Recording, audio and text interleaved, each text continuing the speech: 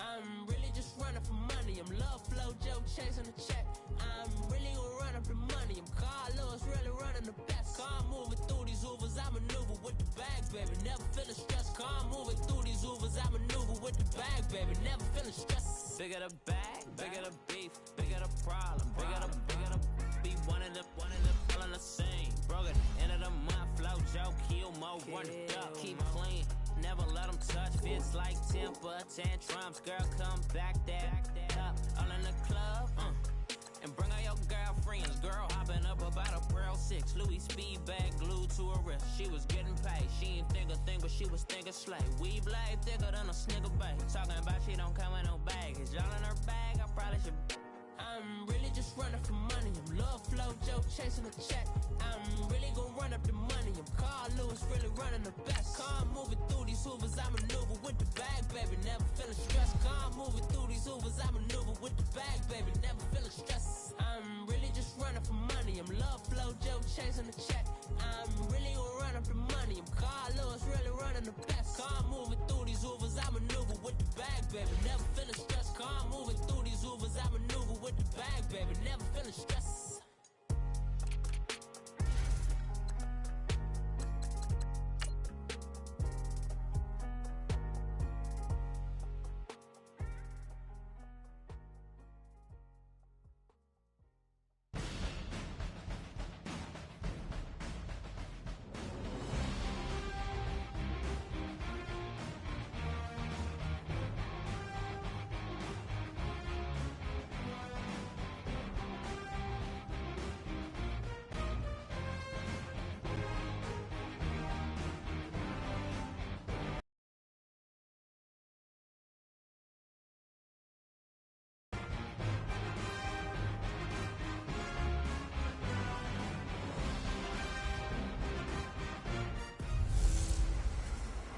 Hello again, everybody. It is the coach.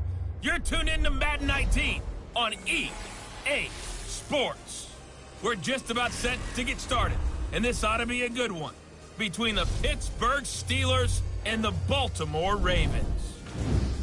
I'll have scores around the league for you at the half, but it's time for a little football.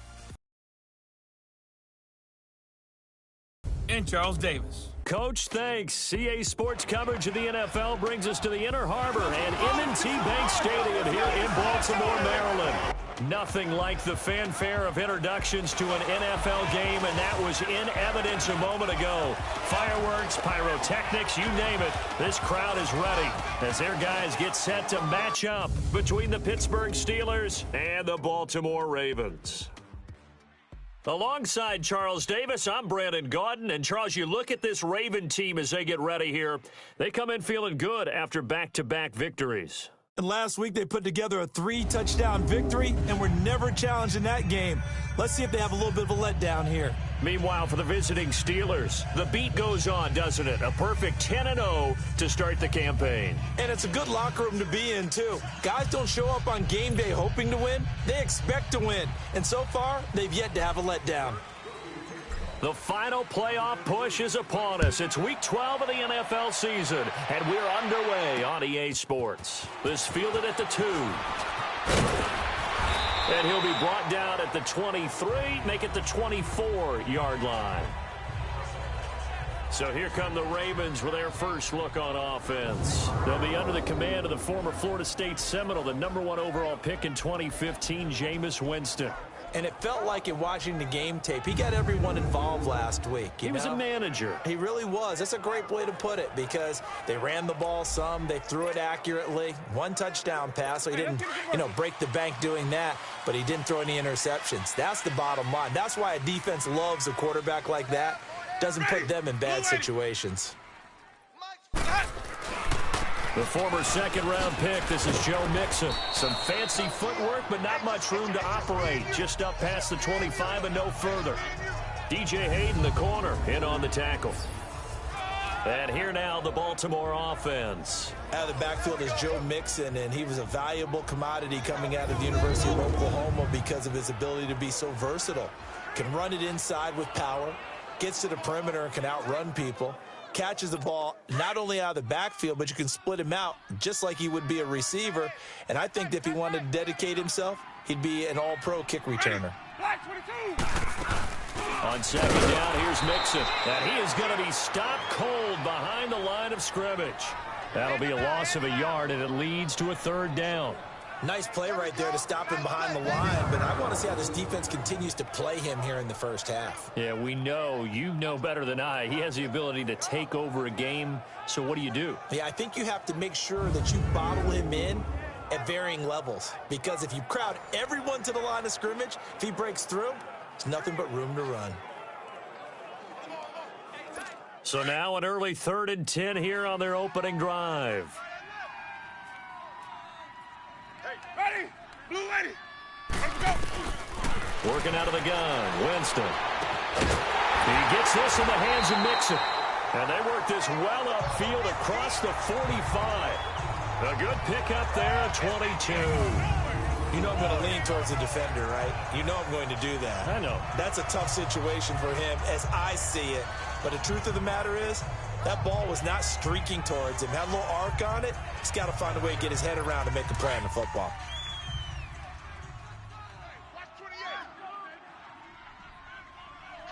Ready? Blue lady. Let's go. Let's convert. Mixon with a first down carry. A beautiful spin and room to run. Past the 20. And all the way in for a Ravens touchdown. A big play there. His 4th touchdown on the year. And the Ravens have taken the early lead. You talk about explosion plays. Here's one pretty much right out of the gate. And now they get to ride a wave of emotion, momentum, everything. Just as you described, right out of the gate. Big sprint, touchdown. They're excited. But on the other side, they've got to guard against a major letdown because they hit them right in the gut with that one. And now you start to question yourself a little bit when you give up a touchdown on the opening drive. On is Mason Crosby for the point after.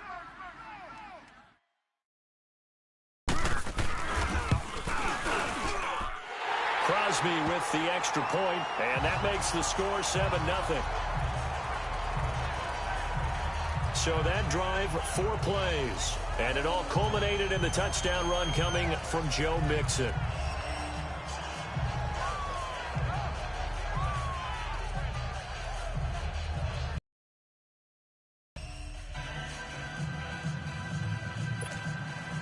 Crosby on now to kick it away.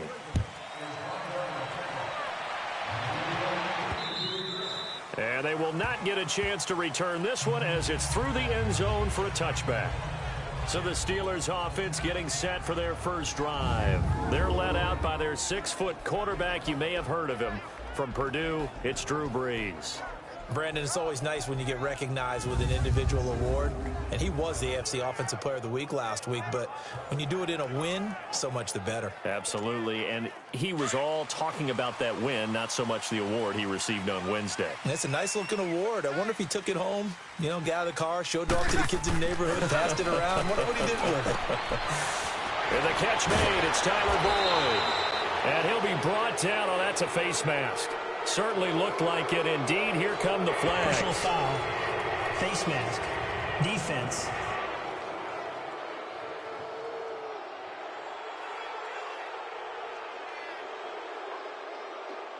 So they'll take the yardage and tack on 15 more for the face mask. Talk about a play that absolutely costs you in the end. Just trying to do your job, right? Trying to get him on the ground. Next thing you know, they'll march off another 15 against your squad. Throwing the out route incomplete. That's Cook.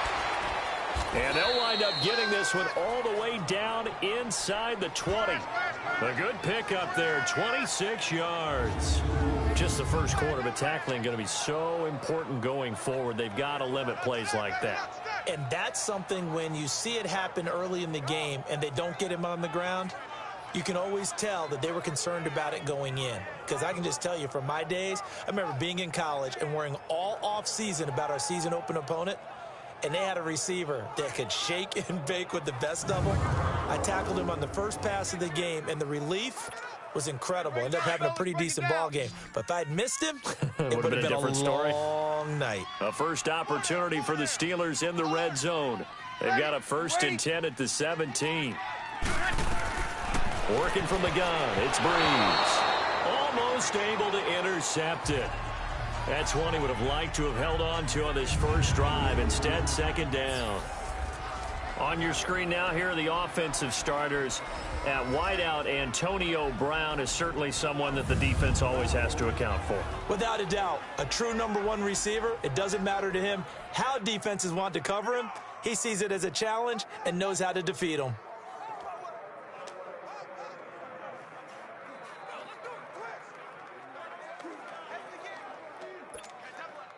So now 2nd and 10 after the incompletion on 1st down. Four down, check, ready. Throwing now is Breeze. His throw caught at about the 5. The passing game in rhythm right now for Pittsburgh. There's another 1st down. So they gave up the early touchdown. This has been a pretty good response. Nice drive, taking it down 1st and goal. And I know all the cliches jump in, right? Don't get away from your game plan too early. Make sure you're settled down. Don't panic. But it's all true, isn't it? Because otherwise, you get out of what you plan to do during the game, and it's still early. Don't get crazy because you gave one up. Just respond as you just noted.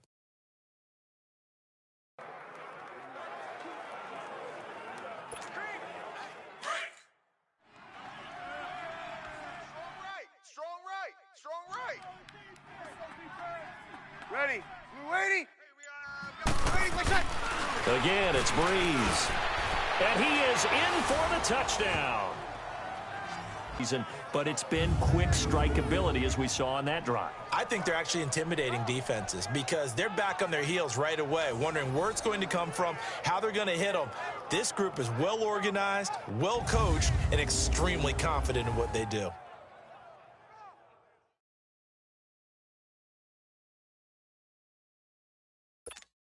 Jason Sanders now for the extra point.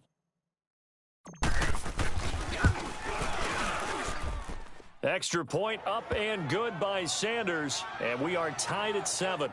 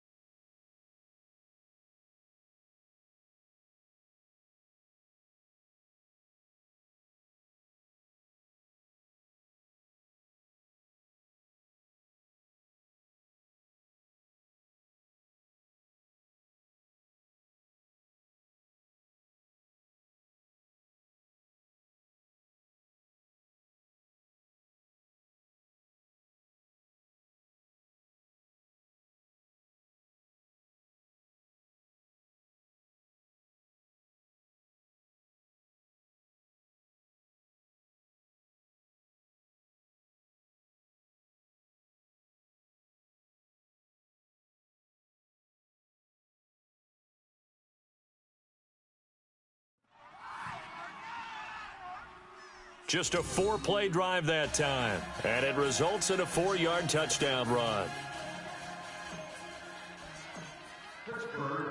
So a tie ball game here as the kick's away. Very short kick. This will be taken by one of the up men. And they'll be set up with good field position here as he gets this up over the 40-yard line. Well, that return gives him a golden opportunity to go out in front. How will the defense respond after giving up that type of a return? And now Baltimore gets set to take the field. And to be frank, they're just in a tough spot. It's only November, already eliminated from playoff contention. I know their fan base doesn't want to hear that, but that's the case. What are they fighting for now going forward? You know exactly what they're fighting for is that word that some people don't want to hear, but it's pride. Draft. Oh, okay. Yeah. I was going to go draft, but pride's better, right? You know something? You're right, because that's part of it, but that's two different mindsets. That's front office mindset, draft position, where are we going to be and what do we need to get? And then the players and the coaching staff right now, pride. Can they win some games and feel better about themselves despite the fact they have no shot at the playoffs?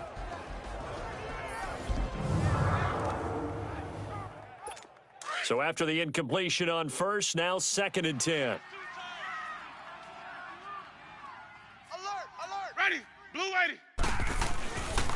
It's Mixon on the counter. And able to break one tackle, but then quickly brought down. Dorian O'Daniel, 3rd-round pick in 2018, made the tackle. That 2nd down play call was not to pick up the 1st down. It was to accomplish what they did to get them into a manageable 3rd down because they had incompletion on 1st down, so they were behind the sticks, so to speak. They needed to make up some ground, and they did. On 3rd down, Winston. He's got the 1st down and more inside the 40, and all the way down to the 25-yard line. A very solid gain of 27. Well, sometimes our pregame meetings do pay off, don't they? What do the guys in the locker room call him? Well, they said it with a chuckle. They called him Old Reliable. Yeah, that means he doesn't move quite as fast as he used to, but he still knows all the tricks, doesn't he? Even that little gentle push-off in order to get open, he finds a way to pick up a 1st down. And he's going to be met at the line of scrimmage and taken down. No gain on the play there, 2nd down. And he got off the end there very quickly to make that play. Yeah, it was almost like the bullet train, wasn't it? I mean, just zoom. Quick, quick, quick.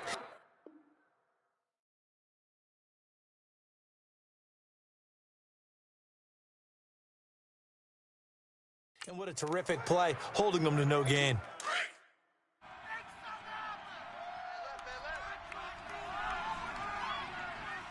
Ready! Black 22!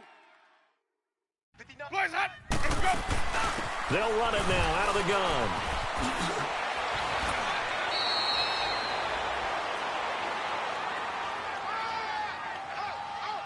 Offside. Defense. And that's about the easiest decline call you'll ever have right there. Well, it leads me to one of my pet peeves, and maybe peeves is too strong of a word. But if you're going to jump off sides, finish the play. Make sure the play ends. Don't jump off sides and stop. Because you see the net result here. If you go ahead and finish the play, you don't give up that type of yardage. It's a gain of a yard, and it'll set up 2nd and goal. Defensively, pretty good start there with their backs against the wall. That's a win for the stop troops right there. And if I'm them, I get a little bolder now. They won the first battle. Keep coming after them. Put the pressure on them. And he is met in his tracks behind the line of scrimmage. He'll wind up losing a yard on the play, and that's going to bring up an interesting 3rd and goal. The evolution of Clay Matthews as a player, it's just one that they're going to end up writing books about. He didn't even start until his senior year at USC. He didn't start in high school. And now he's at all-pro level in the NFL. How about the play he just made there? He has certainly made a name for himself. William Clay Matthews III. And now whistles and a flag, and I think we got a jump here. Encroachment. Defense. So a jump there defensively. And it's a killer. Watch the football. Still 3rd down. Don't move across the line of scrimmage until the ball moves. The penalty gets them half the distance closer, but they'll still need to come up with something on 3rd and goal. Ready?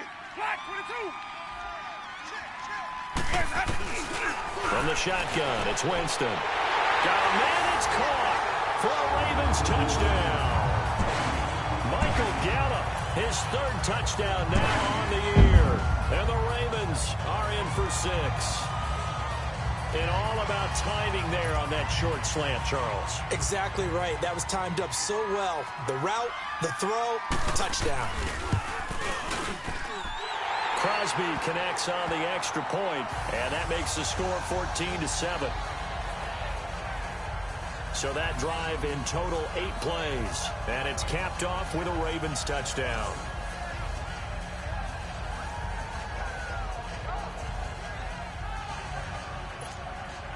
Crosby on now to kick it away. This will be fielded on the back line of the end zone. Ooh, with a juke. A nice little juke. And he'll make it across the 20 as his guys will set up shop at the 23-yard line.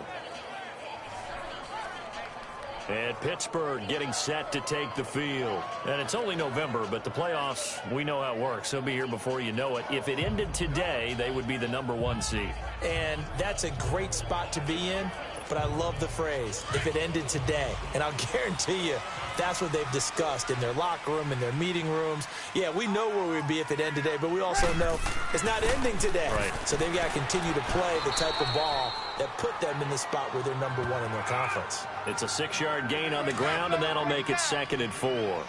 They'd love to just strike back with a touchdown right here, and if it's a long play, so be it. But the main goal, get a couple of first downs, run some plays, run some clock, allow their defense to get a chance to catch their breath, settle down, and relax a little bit after they just gave up a score. It's a Pittsburgh first down, a gain of 13. Charles, they won last week despite him not running the ball well. They told us need to get him going. Runs like that help. And they talked to us about leaning on him because, as you noted, last week they didn't have to. Still won the ball game. They leaned on other people to give him the yardage that they needed, but they really want him to be that guy, and that's what they're doing. He's got it at the 15. And he takes it all the way down to the 15. It's a big play there for the Steelers. 42 yards. We'll see a lot of that from Drew Brees. Spread the field, get rid of the ball quickly. He spreads the field out a lot, so he's able to recognize the defenses, the coverages, and if people are going to blitz him. And he has the fortitude to stand in there when they do. He serves as his own blitz control, so to speak. Hey, you've got a free runner coming. That's one less guy in coverage. He'll stand in there, take the hit, and deliver a strike downfield.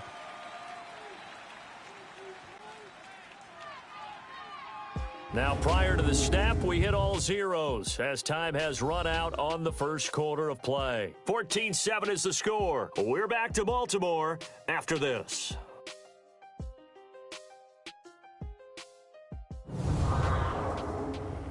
The NFL on EA Sports is fueled by Gatorade, the sports fuel company. Back with Charles Davis, Brandon Gaudin. It's Steeler football to begin quarter number 2. And they're on the move here. They've got it 1st and 10.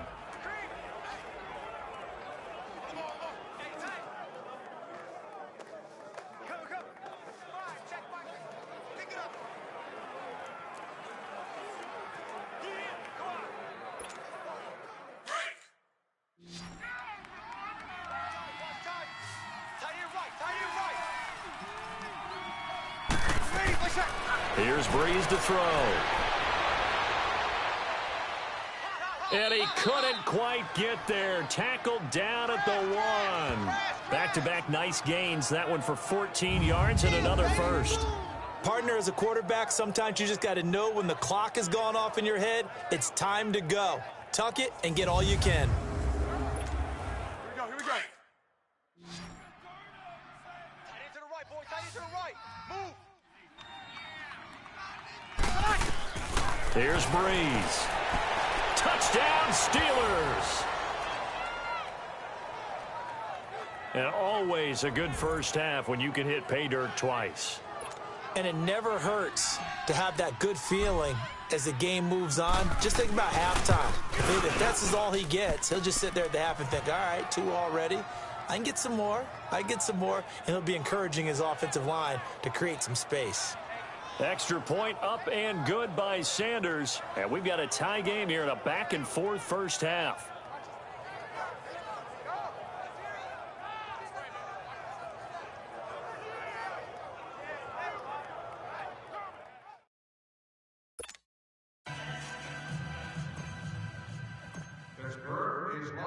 So we're right back where we started, all even as the kick's away. Short kick. One of the up middle take it down. And they're going to start this drive in pretty good shape as they get it up past the 30. Here comes the Raven offense now, ready for another possession. And right now they're saying, hey, let's keep this going. 2 drives, 2 touchdowns. Yeah, can't ask for a better start than that, can you? I mean, this is the way you practice it. This is the way you rehearse it.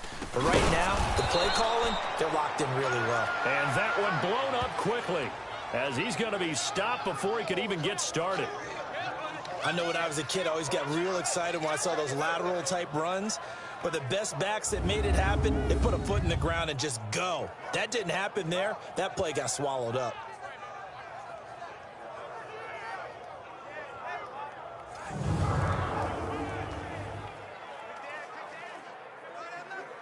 Let's go now. Double tight, guys, double tight. We got 3. Wait. Boys, head up. 51 the mic. Boys, head up. And the pitch goes to Mixon. And he powers his way up past the 30. Malcolm Jenkins up to make the stop. Despite the blitz, they're still able to pick up a nice solid gain. The disadvantage of blitzing often alters the normal spacing and run fits and leaves creases like they were able to exploit right there.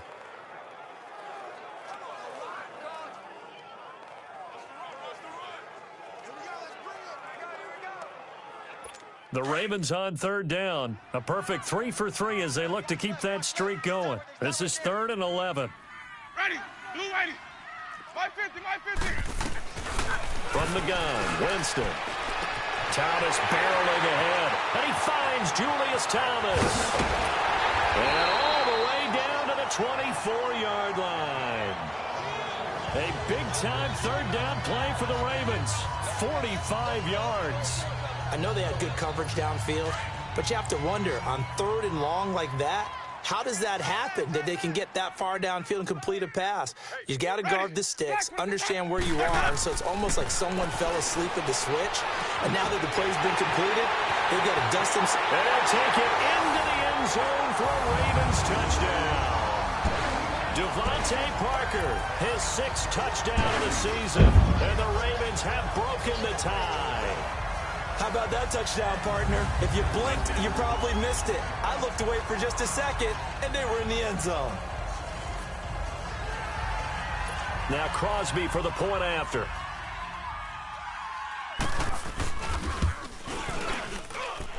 Extra point up and good by Crosby. And the lead is now 21-14. A drive there of just 4 plays.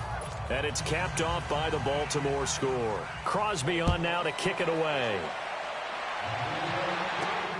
This will be fielded at the 6. Able to slither by. Oh, now he bowls him over. And he'll get across the 20 before he's brought down at about the 23-yard line. And the Steelers set to take the field.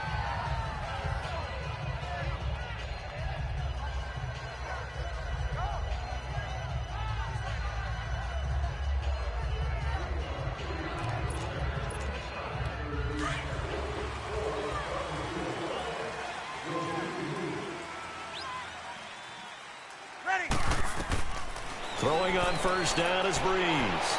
He's got a man complete. Corey Coleman. And into the end zone. Touchdown, Pittsburgh. Corey Coleman, 77 yards. And the Steelers are an extra point away from tying this thing up.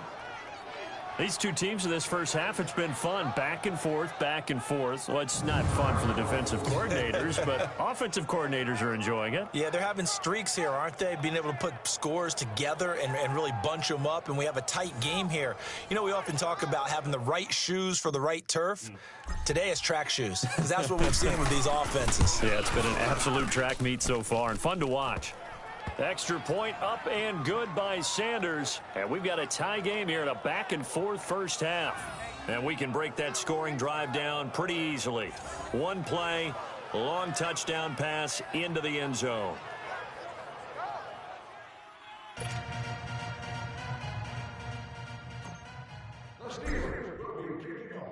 So a tie ball game here as the kick's away.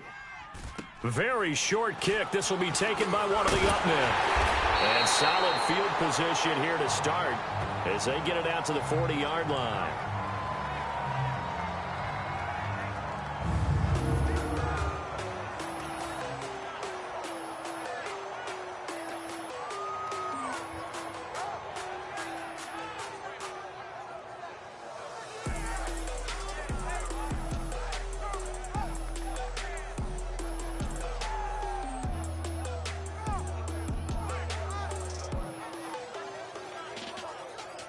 Well, that return gives them a golden opportunity to go out in front. How will the defense respond after giving up that type of a return?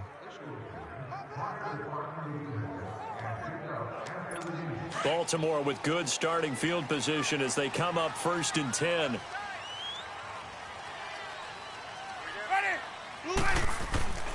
Winston. That's into the hands of Gallup over the middle. And he'll be taken down, but not before he works it past the 50. Right off the bat, it's a first down.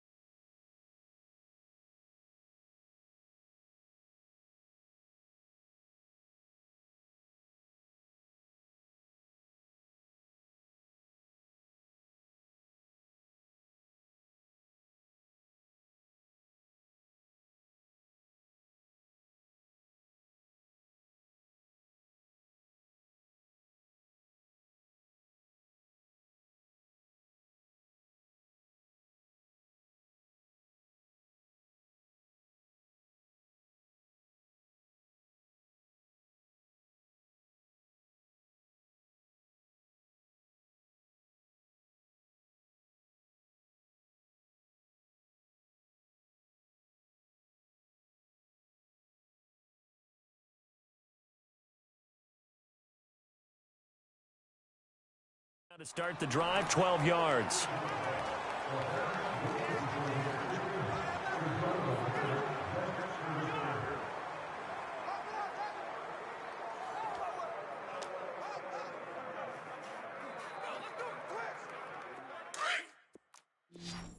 Come on, Sunday. Watch tight end. Ready, blue ready. Shot. First down, Winston. Got his man there complete to Gallup. And he'll go down shy of the 40 at the 41. 7 yards to pick up on the pitch and catch.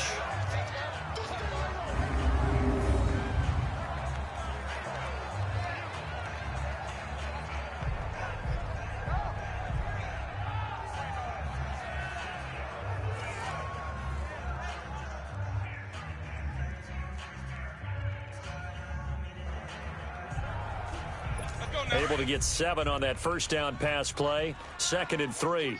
Come on, Sunday. Ready. Black 25's a hut. Here we go. Jameis to throw it. Throw right side, taken in by Gallup. And they're able to get this one past the 30 down to the 25.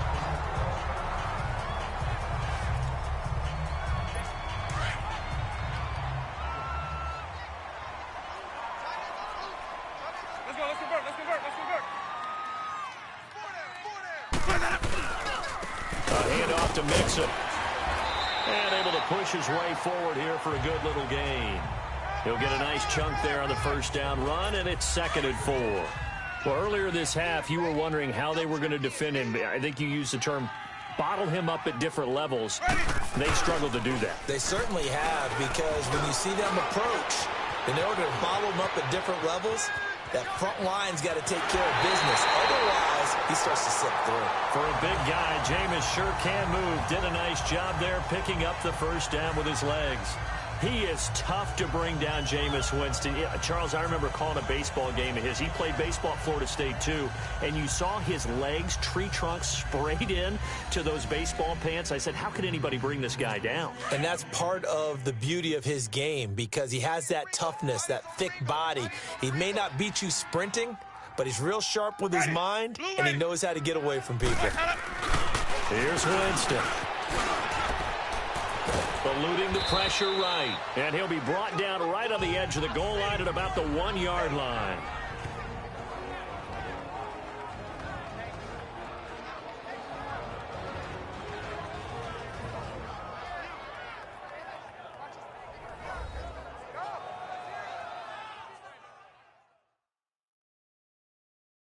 And we'll remind you that coming up at halftime, we'll join Jonathan Coachman and the gang in Orlando. Coach will have stats and scores from the early games going on here around the NFL. On 2nd and goal, one man stands in the backfield, and that's Mixon.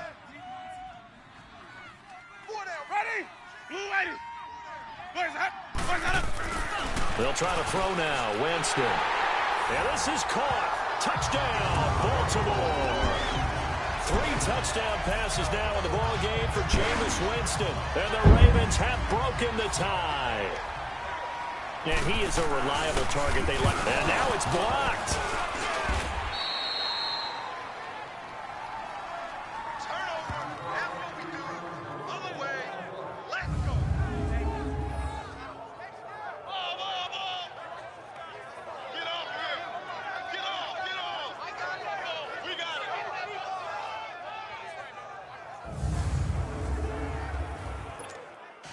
Crosby on now to kick it away. This will be fielded at the 6. And now running right through it.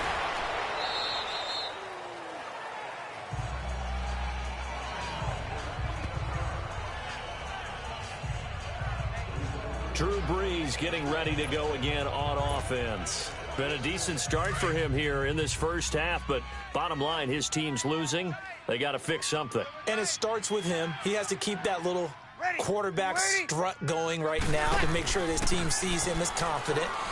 Continue to try and up his game, but just let him know, hey, if I'm around, if I'm the one calling signals and throwing the football, just follow me, we'll get there. Sometimes that will do more to elevate a team than anything else. See if he has that confidence. Back to the ground on first, it's McCaffrey. And nowhere really to go there. He'll take this up just shy of midfield. There to stop him was Darius Leonard.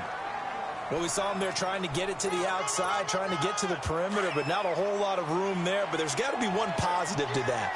If you keep moving laterally, creases tend to develop as the game moves on, and they can run it back inside later. And it's knocked away and incomplete. This secondary has been roasted in this first half, but they're going to measure revenge there. Nice play on the deep ball. Yeah, they're going to need a few more plays like that in order to get their confidence fully back, but that's one step in the proper direction. He's going to fire. It's caught inside the 25. And they'll wind up getting this one all the way down inside the 20. That one goes for 36 yards. That's a big-time pitch and catch right there. And, partner, I remember the days when quarterbacks would try this.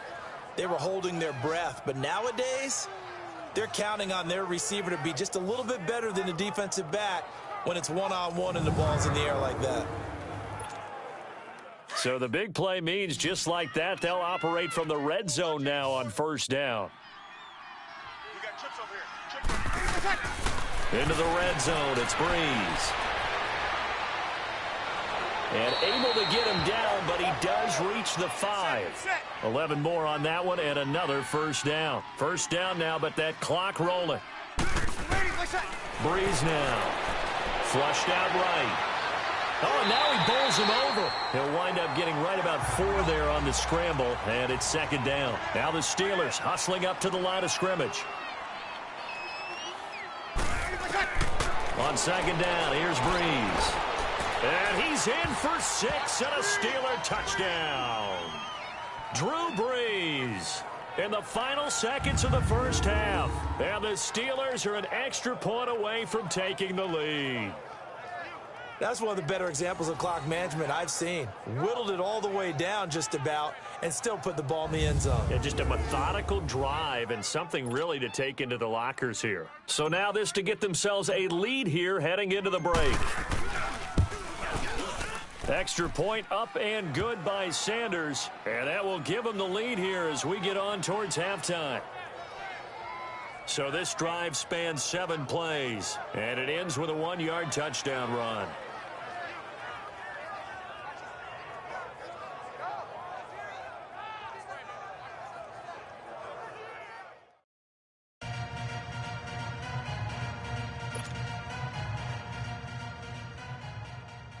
Pittsburgh will kick this one off. Number 33, Sanders now to kick this one away. Short kick. One of the up mid will take it now. And they're going to start this drive in pretty good shape as they get it up past the 30. Likely time for one final snap as they start out 1st and 10.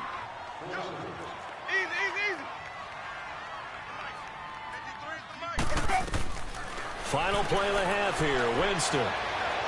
He's going to float this one deep right side. That's caught inside the 20. And he's in for the touchdown on the final play of the first half. The prayer is answered. How did they get that done? So instead of trailing into the lockers, they grab the lead with the clock reading all zeros before intermission. I would love to go into the locker room with them because right now they're riding a nice wave, aren't they? They're feeling good about themselves. But I know the coach is going to be talking to them about calming down, taking it easy. We've got a whole second half, but use the way we finished the first one to start the second. All right, Brandon, thanks very much. Things starting to get interesting in this final weekend before Thanksgiving. So let's see what's going on around the NFL. We'll get started up at Paul Brown Stadium in Cincinnati. And it's the Bengals who are out in front as those two head towards the break. Julian Edelman, a touchdown reception.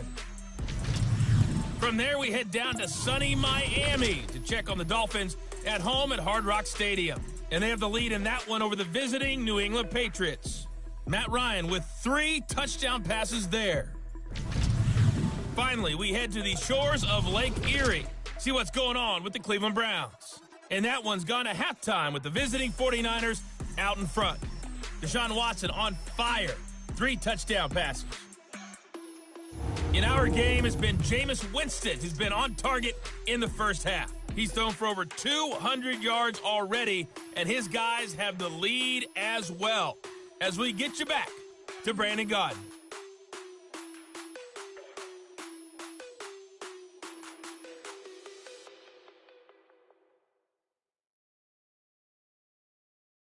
All right, Coach, thank you, and we welcome everyone back for quarter number 3.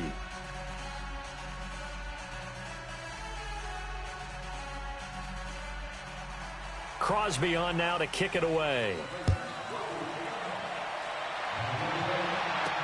This will be fielded on the back line of the end zone. And no run back here. This will be a touchback, and it comes out to the 25-yard line. The Steeler offense now with a football first here to begin the third quarter. They're down here, but very much in this game. What's the tonality of a coach's talk when a game is within striking distance like this at intermission? Typically, what they're doing is emphasizing the things that went well in the first half and wanting more of that.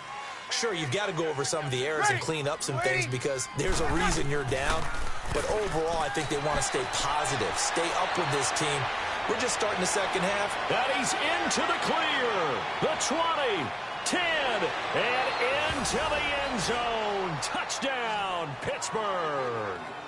A great effort there. His 9th touchdown of the season. And the Steelers are an extra point away from taking the lead.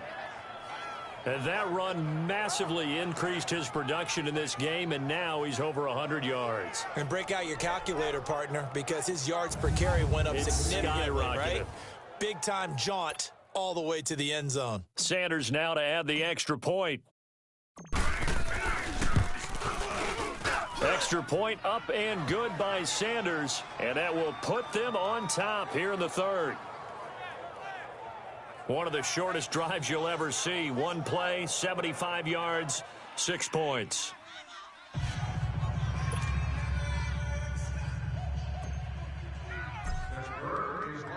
Sanders now to kick this one away. Very short kick. This will be taken by one of the up men. And they'll be set up with good field position here as he gets this up over the 40-yard line. That strong return has set them up nicely for this drive, and we all know the next score is going to have a major impact on this game. Ready? White 25. Winston now to throw on first down. He's going to find Gallup here complete, and he'll be taken down at the 46-yard line. Now, after the completion, we're going to get a timeout, an injured player. We'll check on his status when we get back.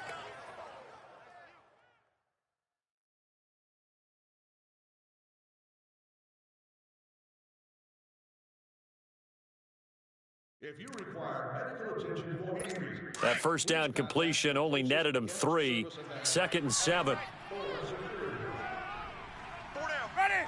Black 25. Here's a give to Mixon. It'll be a gain of 5, but still about 3 yards shy of the first down marker, and now it's 3rd down. Brandon, all things considered, they have to feel pretty good about getting that type of a gain, considering the blitz that they just had against them. The Ravens on 3rd down. A perfect 4 for 4 thus far. This time it's 3rd and 3. They give to Mixon to try to pick it up. And they go backwards here, losing yardage back at the 48-yard line. It's a loss of a full 3 yards, and it brings up 4th down. So, Brandon, when this offense gathers together to watch tape for this game, they're going to be feeling pretty good about themselves until the coaches get upset about the play we just saw. But you know their defense is going to be. But we put up big points all game long. The defense is going to win one every now and then. Here's Andy Lee now. And surprisingly, this is the first punt of the game for either team. And he gets this away, and look at this. This is a good one.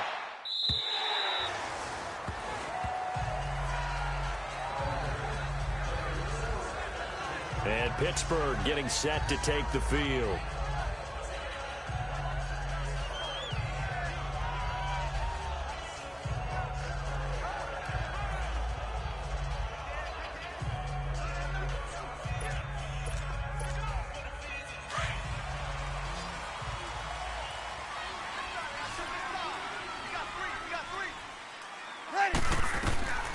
On first down, Breeze. Airing one out for Boyd. Oh, incomplete.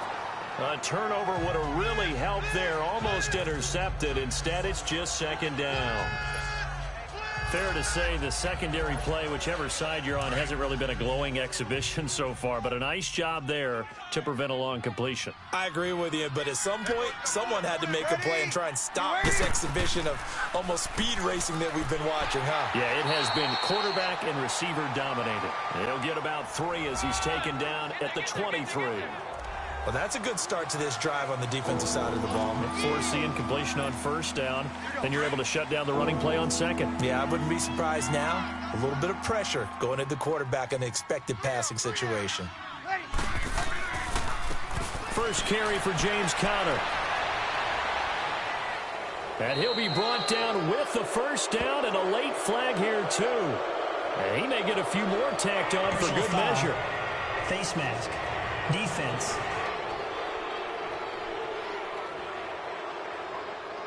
Well, we looked at each other right away. We knew that flag was coming out. And I always enjoy the conversation post because officials always tell you, I don't want to throw the flag, but you caused the play. You did it. I had to. They run with Conner. In on the tackle, Kamoko Toure. They're trying to show that they can run the ball, protect this lead. Give it to the backs, play a little bit of keep away, don't you think? And that's probably a good philosophy at this point, going to make that defense stand up and stop them. Hey, you got three down. They stay on the ground. Here's Conner again. And they'll get him down as he's inside the 40. A gain of 10, good for a Steeler first down. And that's the big fella's MO right there. Running through tackles, keeping the sticks moving forward. This defense, if you don't bring 11 guys to the ball to try and get him on the ground, he's going to keep making runs like that. I feel the press box shaking every time he touches the rock. On first down, this is McCaffrey. So a nice job to break the one tackle, but not much daylight after that as he's brought down. 5 yards is the tally on first down. That brings up 2nd and 5. I call that play a success. A nice inside run sets up a very manageable second down. A very solid gain on that play. Again, they run. Again, it's McCaffrey. And he's able to get it down to the 25-yard line. It's an 8-yard pickup and leads to a new set of downs. Nice job there finding room to maneuver, and he worked his way into another first down. And look, they had great field position to start. But, boy, they've done a nice job taking advantage of it. Now they're just hoping to cap it off. They'll give it up to McCaffrey. And he's going to fight his way forward here for a modest gain. And after getting tackled, he's still down and looking very slow to get up. While the trainers take a look, we'll step aside.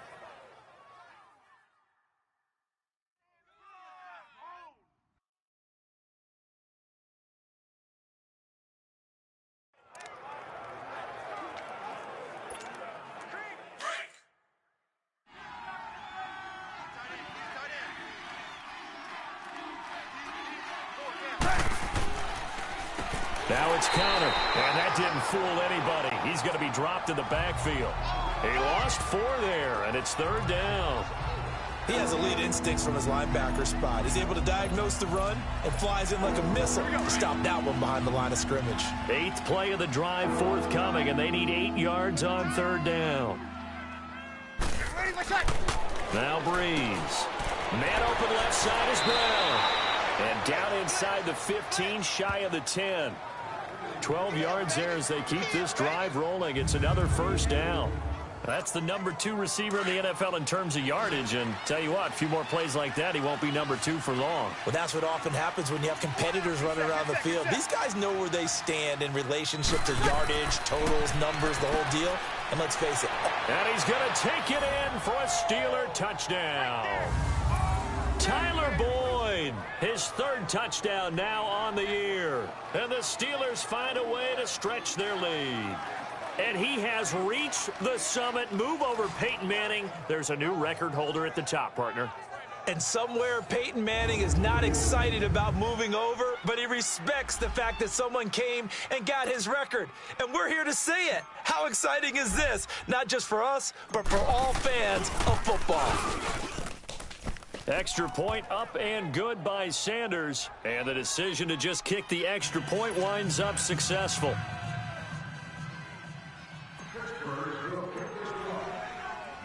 Sanders now to kick this one away.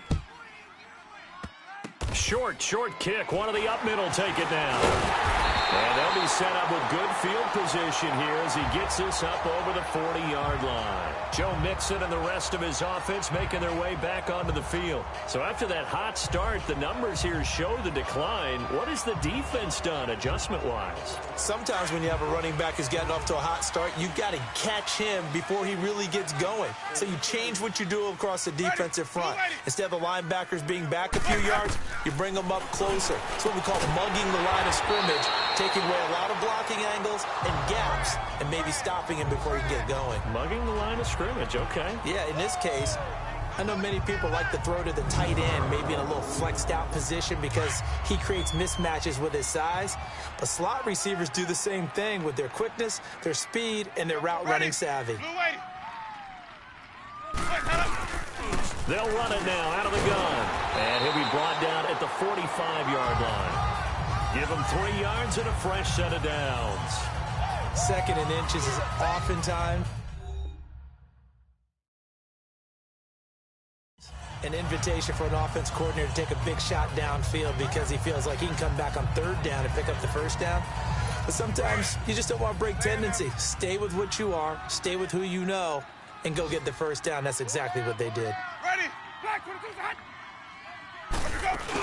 Back to Mixon on 1st down. And he's able to get this one down to about the 40. 5 yards on the carry. Good pickup on 1st down. Partner, I think from our experience together, we have learned that most offensive coordinators are going to tell you, if I'm going to run the football on 1st down, I've got to get at least 4 yards. They got 5 here. They've got to feel pretty good about that one.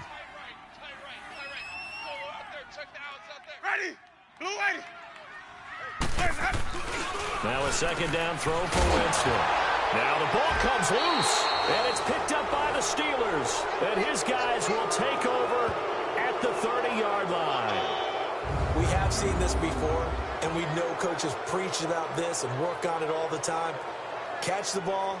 You know there's going to be some traffic somewhere. They've got to put it away and secure it as they try and get downfield. Drew Brees getting ready to go again on offense. He is looking to help his team build their lead after trailing at halftime. They've got to like the spot they're in right now. They have to love it, but as you and I both know, cliche alert coming here, you're only as good as your last possession. Yeah. But I think that they like, as you said, the spot they're in and how confidently they're playing at this point. But again, just a 1-possession lead, looking to expand that now. All incomplete. A turnover would have really helped there. Almost intercepted. Instead, it's just 2nd down. Oh, man, that was close. The opportunity to change momentum, big play, right in his hands, unable to come down with it. A sigh of relief, no doubt, on offense that fell harmlessly to the ground. Toss play, counter, and he went nowhere. He'll lose yardage back to the 29. It's a loss of 2, now 3rd down. I like the strategy. Extra tight ends, extra beef. They want to run the football, but that means they probably want to run it inside. If you get strung out on the perimeter, you're in peril. Yeah, we saw the result, negative yardage. We got 3. Ready? Yellow wait. On 3rd down. That's counter. And he'll get it up near the 35, right at the 34 here. It's a gain of 5, but it'll lead to a 4th down. That's a really good job right there. Just kept stringing that play out, pushing him further and further towards the sideline. Really good fundamentals by that defense. He was trying to put his foot in the ground and turn upfield. He just couldn't. No, they really had a picket fence in front of him. Nope. And he fires one that's intercepted. Picked off by K'Von Webster. And his guys will take over at their own 44-yard line. Well, this had trouble written all over from the start. He's got 2 extra defensive backs in the game he's got to deal with. They're in a dime set. So everywhere he's looking, he's seeing a different colored jersey. And sure enough, this one winds up being intercepted. And able to break 1 tackle, but then quickly brought down. But a nice little gain. We have played 3 quarters. We'll return with more after this. You're watching the NFL on EA Sports. Back now in Baltimore. It's the Ravens with possession of the football, but trailing on the big board as we get set for the fourth. 6 yards was the pickup on the last completion, so here's 2nd and 4. Ready. Working out of the gun, Winston.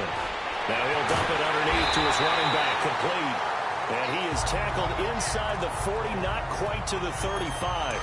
That's good for a Raven first down, 15 yards there. And this is why trying to cover the angle route is so difficult.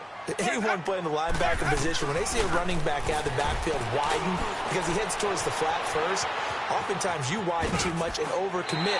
He cuts up inside, and that's what we saw there. A nice pickup for a first down. Back-to-back nice gains. That one for 14 yards and another first.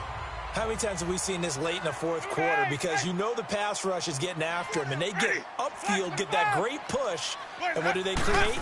Space, and he takes off. Now Winston to Mixon on the check down. It'll be a pickup of just 2, and it'll make it 2nd down. Double tight, guys, double tight. Ready. Black. Here's Winston. Over the middle, Sharp's got it complete. And he's brought down just outside of the 10 at the 11. With a quick slant, good for 8 and a first. This has to go down as one of the simpler routes in the playbook, but oh so effective. Nice completion there. Keeps the sticks moving. Now Joe Mixon, and able to push his way forward here for a good little gain. And give him 4 yards there. It'll be 2nd and 6. This has been an up and down, back and forth type of a game, hasn't it? Maybe this long drive, take a little bit of the wind out of their sails, kind of settle things down a little bit. Again, it's Mixon. And he's going to fight his way forward here for a modest gain. 5 yards on the pickup, and that'll bring up a 3rd and 1. Some good, strong running right there. Some power and some explosiveness. Just about got him into the end zone. Ready. Black. On 3rd and 1, here's Winston. And that is incomplete. It was the veteran safety, Malcolm Jenkins, who got a hand in there to disrupt it. Certainly looked like they were getting ready to convert there on 3rd down, but what an effort to get his hand on that one, knock it away, and brings up a 4th down decision. 550. Desperation time. Winston on 4th down. Got a man. It's caught for a Ravens touchdown. Seth DeValve, his first touchdown on the year. And now the Ravens, they're just a 2-point conversion away from tying this up. Now a big play here as the Ravens are going to go for the 2-point conversion. From the shotgun, it's Winston. And he's got it. The conversion good, and we are tied in the 4th. Still time to work with on the clock, but they wanted the tie now, and they got it. And I love their aggressiveness. Go ahead and get it done, get the game tied. Now your team has the momentum, and you're staring across the field saying, let's see if you can match us. Gets past one man, and now running right through it. And he'll take it back to about the 19-yard line. Drew Brees getting ready to go again on offense. And it was his interception on the last drive that wound up leading to a game-tying touchdown. And somehow you can make this a positive, though. You know why? Game tied now. So you're not protecting a lead. So you're not playing that way. You got to go get the lead again. So maybe it loosens him up a little bit and allows him to go ahead and be a little more free in his play. Oh, he got position on him, and he pulls it in. A gain of 32 that time. The last drive he threw the pick, but he's not shy. He's going downfield again there.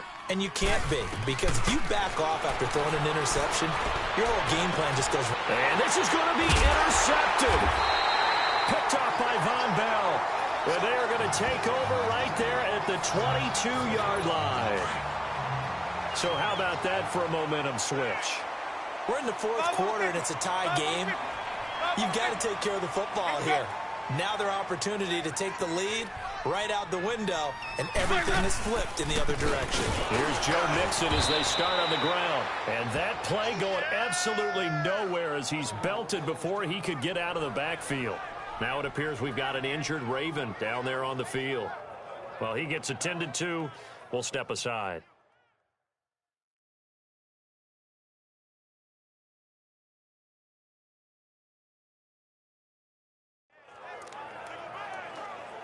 So now they have to contend with 2nd and 13 after the first down run goes backwards.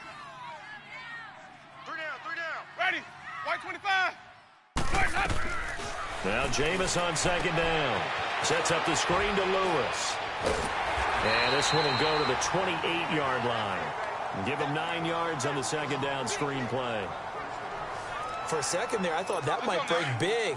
Screen pass. Looked like it was coming together. Looked like there was an opening. Still, ended up with a solid game. Winston from the gun on 3rd down. Looking left side and completing it to Thomas. 50 catches for him now on the year, and he's got a first down.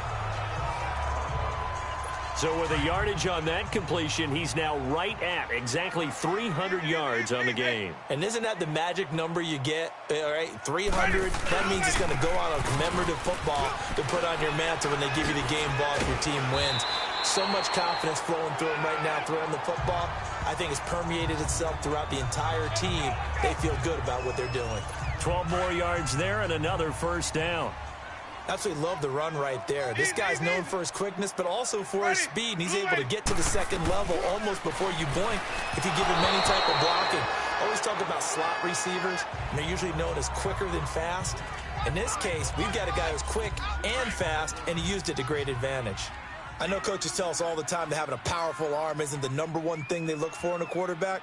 But when you're trying to throw inside routes and you need to put some heat on it, it helps have the big gun. In this case, just a little bit too much. And nothing doing. He's immediately taken down at the line of scrimmage. Call it no gain on the run there, and now they'll be looking at a 3rd down. Big play coming up. Here's 3rd and 10. I would expect to see some pressure here. Here we go. Hey. Ready? And the blitz does come. Dumps it off to Lewis. Oh, and Lewis lost the football. And it's picked up by the Steelers.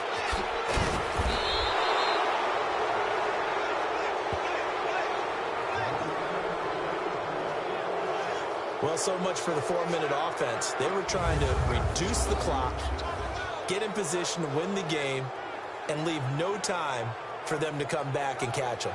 And guess what? They turned the ball over. Yeah, I mean, they had it all set up for themselves, and they let it get away.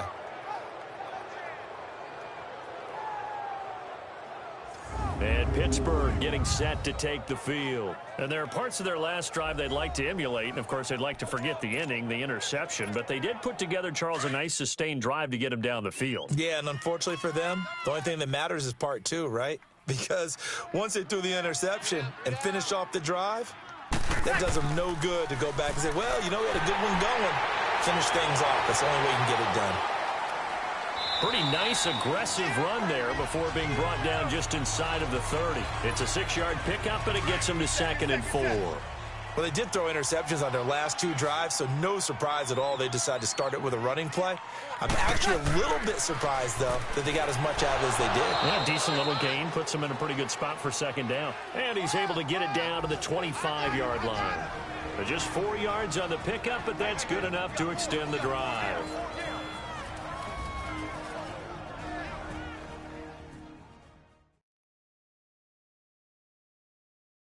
So the Steelers with the football as we get you reset.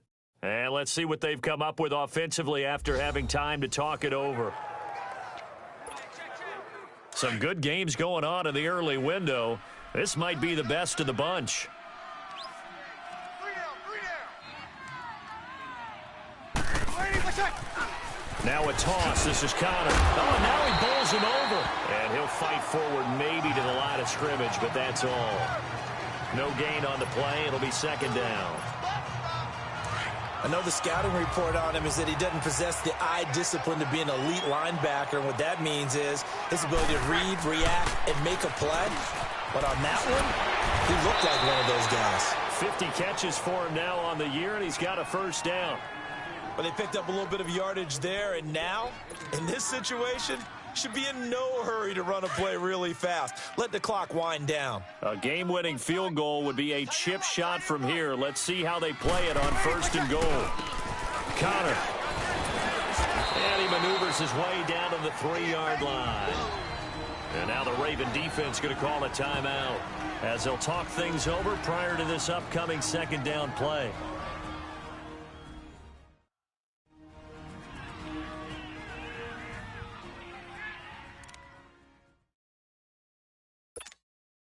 So the ball position now at the 3. Here's 2nd and goal. Ready? They'll try to run it. This is Connor. And he's maybe going to get this back to the 4, but that's about all. Get him, boy! Get him,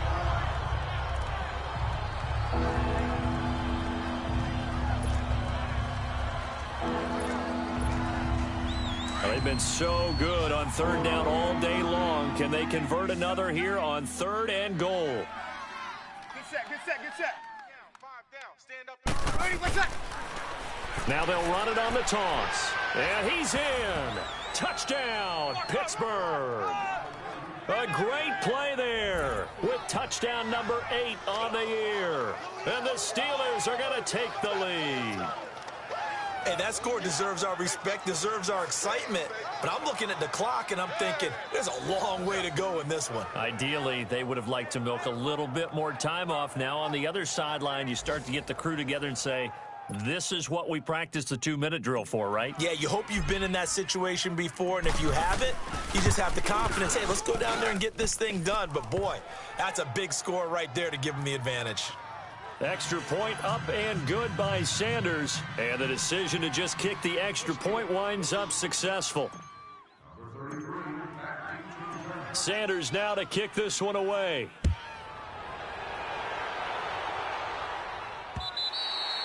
And that'll carry over the back line of the end zone for a touchback.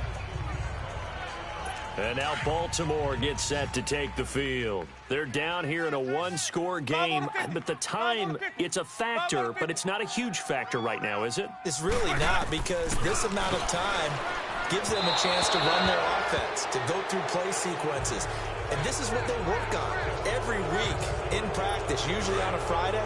They go over this type of a situation, late game situation. What are we going to do when we have the opportunity? They've called these plays a bunch of times.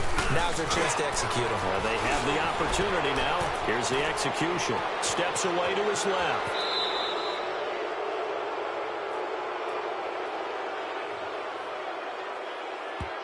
Holding. Offense. So we race the flag. They decline it. And did they use the big eraser, or was that the one at the end of the number 2 pencil? Well, I was thinking the 2x2-inch ones that you can buy and use in addition to the pencil. And those last for a long time. No doubt. And he overshot him there. It's out of bounds, incomplete. The way he's throwing the football today, almost a surprise when he doesn't complete a pass like happened there, but he needs a few more to get his guys downfield. Well, the way he's thrown it leads him to believe that he's going to get those completions. And that means the guys going out for passes, they'll run even harder because they expect it as well. And no, it's incomplete. They had to go for it with such little time remaining, and the Steelers are close to finishing off this football game. Well, their first 4th down attempt earlier was successful. This one backfires for a turnover on downs. I like their aggressiveness. I like what they're doing. They got it the first time they went for it. Why not a second time? I don't think they'll be daunted from attempting it again. If you're on the defensive side of the ball, though, any 4th down stop is a big momentum play.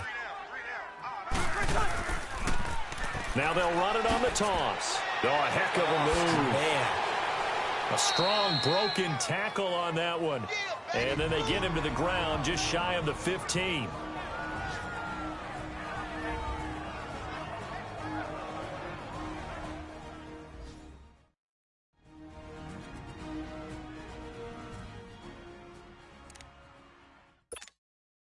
So they come up on 2nd down. If they can get another run like we just saw, would likely put an end to this thing. 3 down. Hey, check. 3 down. Again, it's Connor. And they'll bring him down at the 13-yard line. It's a gain of 4, and that should just about seal the deal.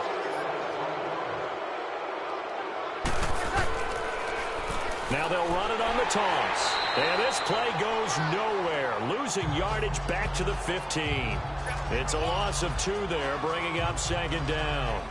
The short field shrinks even more with the type of bodies they brought in on that play. Those extra tight ends, they weren't able to secure their blocks, and that one ended up going backwards. We got 3. Bree's going to throw here.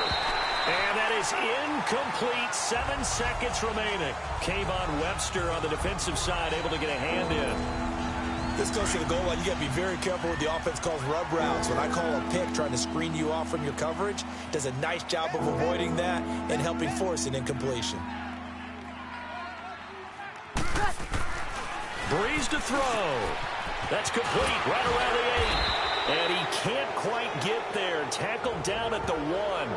And now we'll get a timeout here. They're able to stop it with 1 second to go in this game.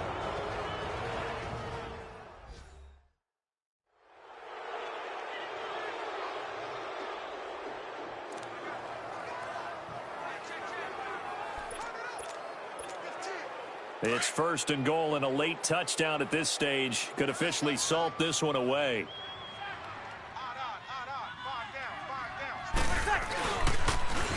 Now they'll run it on the toss. And he's into the end zone. Touchdown, Steelers. A great effort there. His 2nd touchdown of the game and his 9th on the year. And the Steelers are going to add on to their lead. They got the touchdown, but a little risky, even though where they were to run the football in that situation on the final play. If they give it up somehow, if a turnover is created and they take it back the other way, instead of a comfortable victory that they've got now, they've got a lot of explaining to do about why they tried to run the ball in that situation instead of just taking a knee and icing it. But thankfully for them, they won't have to do any explaining. Extra point up and good by Sanders. And the decision to just kick the extra point winds up successful. Well, Charles, it's one thing to win. It's another thing to win and put up the amount of points that they did.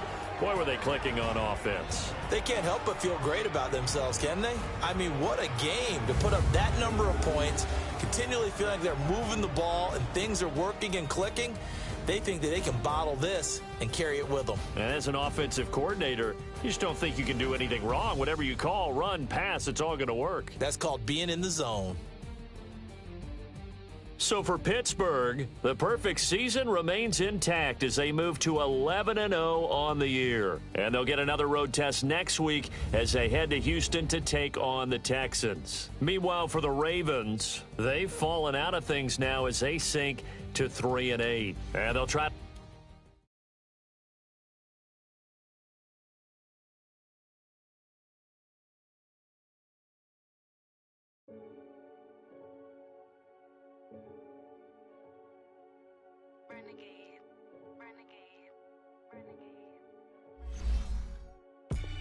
They call a podcast Poppy.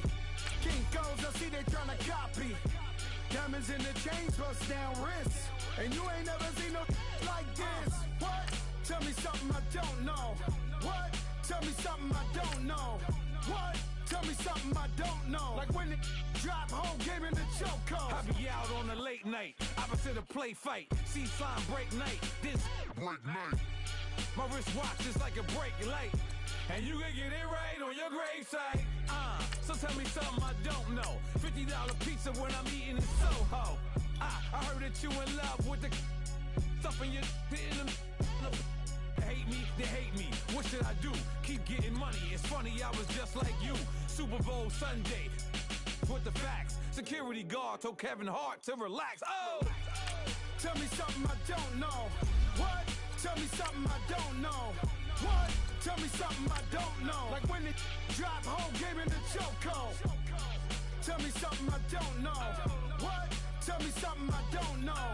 What? Tell me something I don't know. Like when it drop, whole game in the chokehold. I reinvented myself, they sorta hated it. I reinvented myself and upgraded it. Traded in the Jews, copped a couple new ones. Lost a couple friends and got a couple new ones. Upstairs and downstairs, the balcony. These oceanside views, the alchemy. Ain't nothing crazy like the city in the summertime. So when it's winter, I still be on my summer grind. Handle your business, handle your business. Loyal and honor, don't break the bro codes. The more red rose, max with the rose gold. Whoever counted me out, they can't count. Oh! Hey, everybody, it's the coach. You're tuned in to Sunday Night Football on EA Sports. We're just about set to get started, and this ought to be a good one between the Pittsburgh Steelers and the Houston Texans.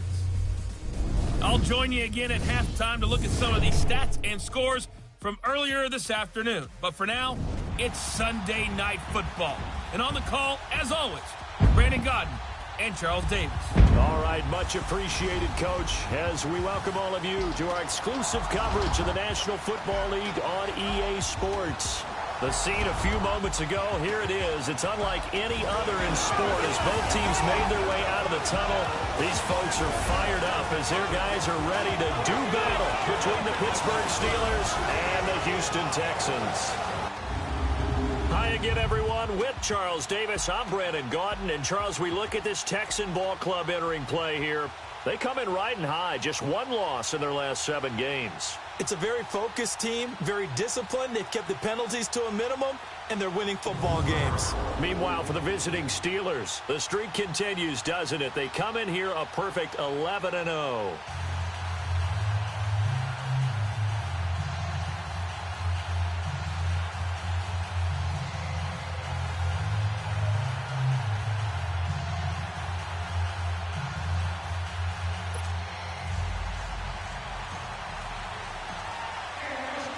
The calendar has turned to December, and we're in the home stretch now as we're underway in Week 13. This is fielded at the goal line. They'll bring it back to just about the 25, call it the 24-yard line.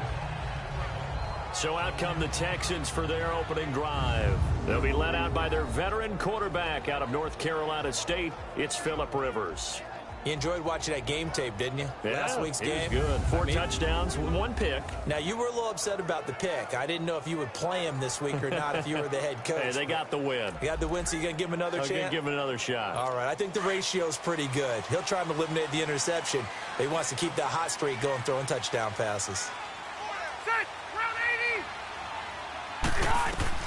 On 1st and 10, Rivers.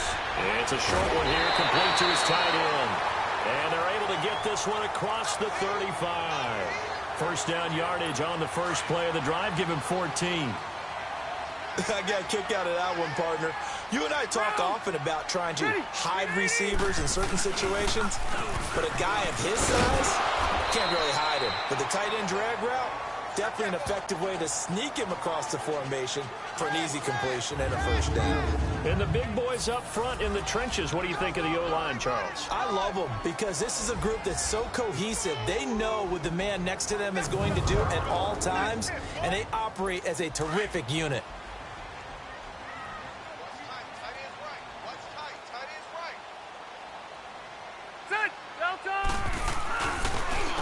This is Ajayi. And an alley to run. A big one there for the Texans, 18 yards.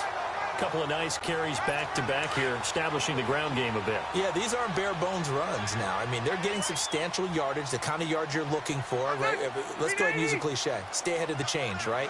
5 or more yards each time. That's what you're looking for in setting a tone and getting your offensive line going. Good sign on the opening drive. And he's going to get it down to the 33-yard line here. 7 yards, the pickup on the pitch and catch. The goal for any offense versus his own defense, find the holes where guys are available and put the ball on the receiver before any defender can step up and fill it. They did it well there. Perfectly executed crossing route. And brought down, but not before they're inside the 25. There are the numbers last week for Jay Ajayi. 16 carries, 67 yards. They've won 2 straight games, and they've done it with the running game as the focal point of their offense. So in this contest, I don't think about doing anything else. I continue to ride the hot hand that I've established and lead with the runners. That's going to go as a loss of 2, and it'll be 2nd down.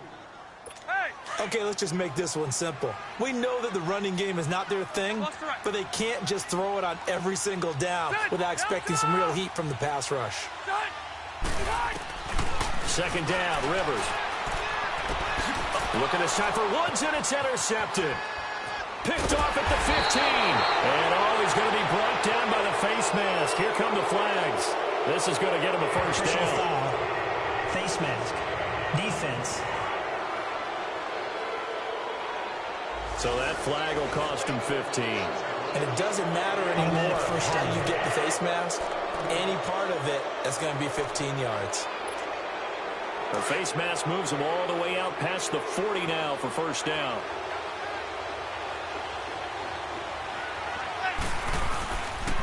Here's Connor.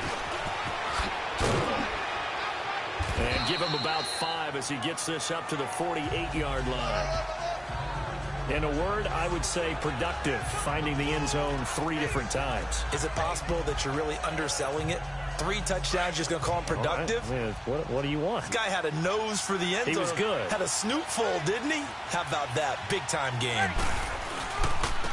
And they'll try the ground game here with the running back. And they're well past midfield, just a yard or 2 shy of the 40.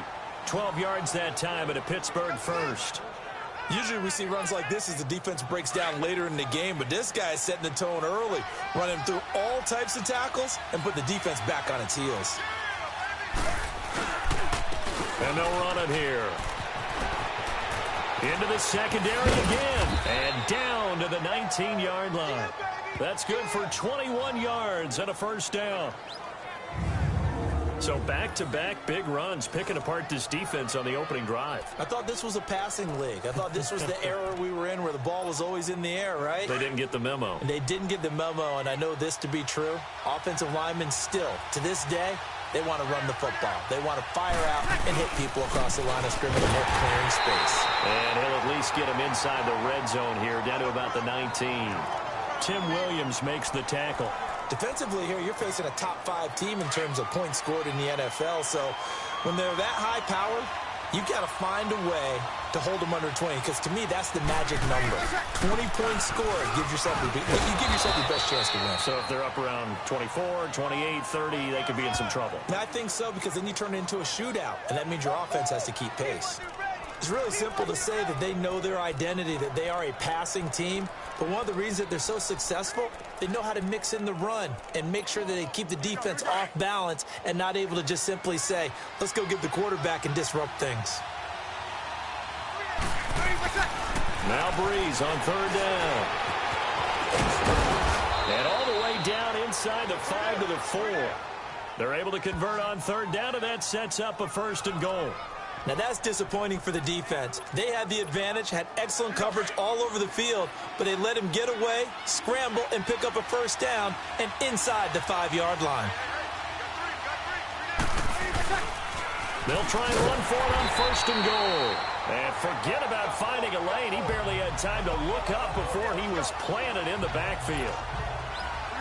Anytime you call an inside running play, you just know there should be a lot of congestion there. You're counting on your offensive line to take control of the line of scrimmage. That didn't happen in this case, and that play got bottled up. They get it to him running left, and he's in. Touchdown, Steelers. A great play there, hitting double digits with his 10th touchdown of the season. And the Steelers have taken a first-quarter lead. One of the keys to their long winning streak has been scoring first. An ideal drive right there, getting the first 6 points of the ball game. Do you go back to our meeting with the offensive coordinator? Remember what he told us? Absolutely. With some teams, I script to probe in the early part of the game. Other teams, I script to attack. They've been in attack mode for these ball games and continue that in this one. Extra point up and good by Sanders, and it's now a 7-0 game. So that drive goes 8 plays, and it's capped off by a touchdown run of 6 yards.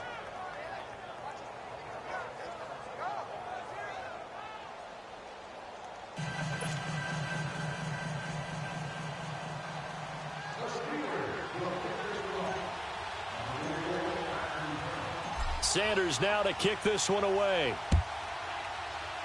Very short kick. This will be taken by one of the up men.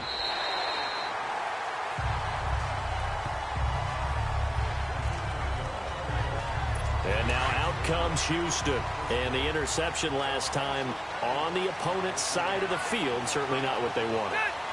Put it mildly, that is so frustrating because that signifies there's a drop. Under a heavy rush, and down he goes. Brandon, if I'm an offensive coordinator and I see an all-out rush like that, I file it away because I'm going to use their aggressiveness against them as this game goes on. I'm going to hit them with a screen soon.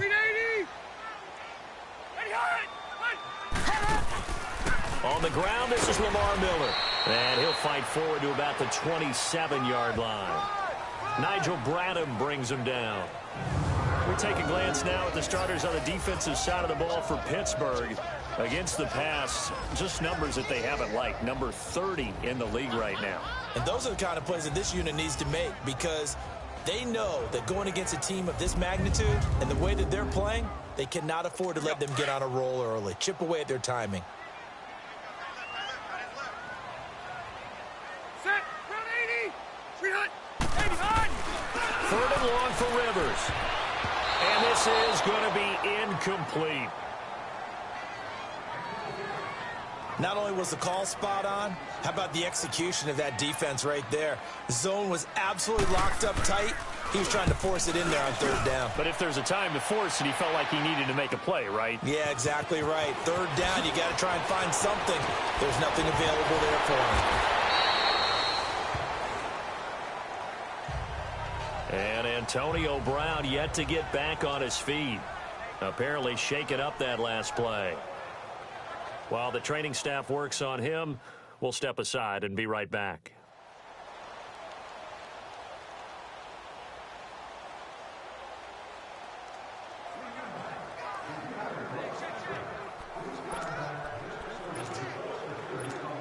The Steelers offense now, they head back onto the field. Line of scrimmage, the 37 on 1st and 10. Breeze now on 1st down. And he fires one incomplete. Tyler Boyd, the former Pitt Panther, was the target. And that'll bring up 2nd down. And that's one he's got to be happy to have back. There wasn't a hole open in the zone. You'd have to think on early downs like that 1st down there, need to be a little bit more careful. Yeah, fortunately for him, got a couple more downs to play with. And now running right through it. The reception good for 7. It's 3rd down. Let's not quibble about the gain there on 2nd down. That was a positive play because that was a take-what-you-can-get situation. Got out to the tight end. Now it gives him a much better opportunity to convert on 3rd down. A 2nd down completion got him 7. Now here's 3rd and 3. And before they can get settled in here, time expires on the 1st quarter of action. 7-0 is our score. EA Sports NFL Sunday returns following this.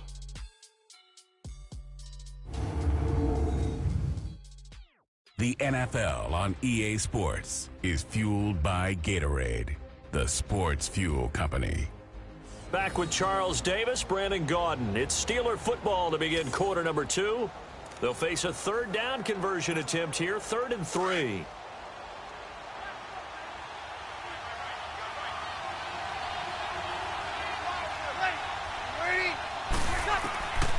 From the gun, it's Breeze.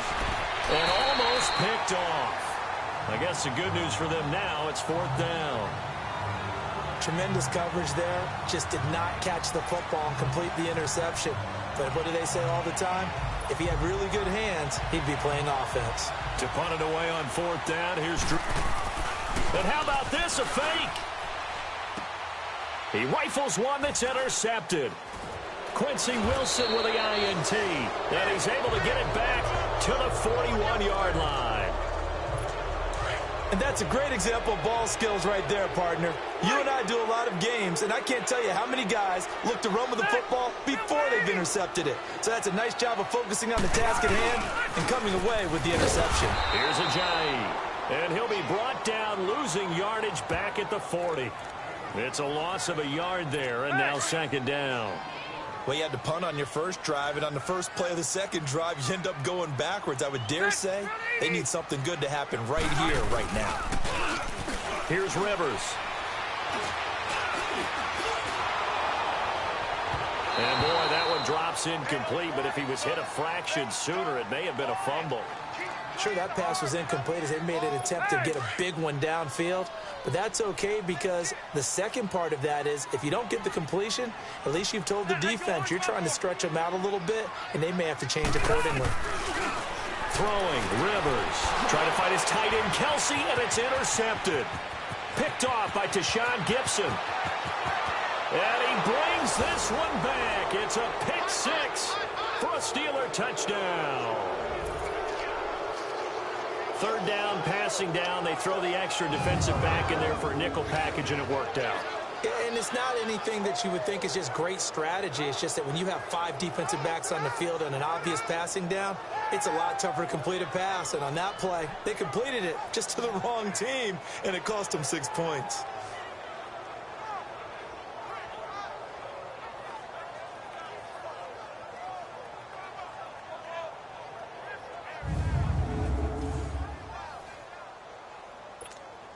Sanders on for the extra point.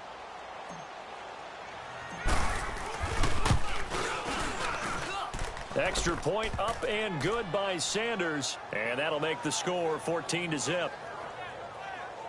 So the defense creating some points, not only getting the interception, but then returning it to the end zone for the pick six.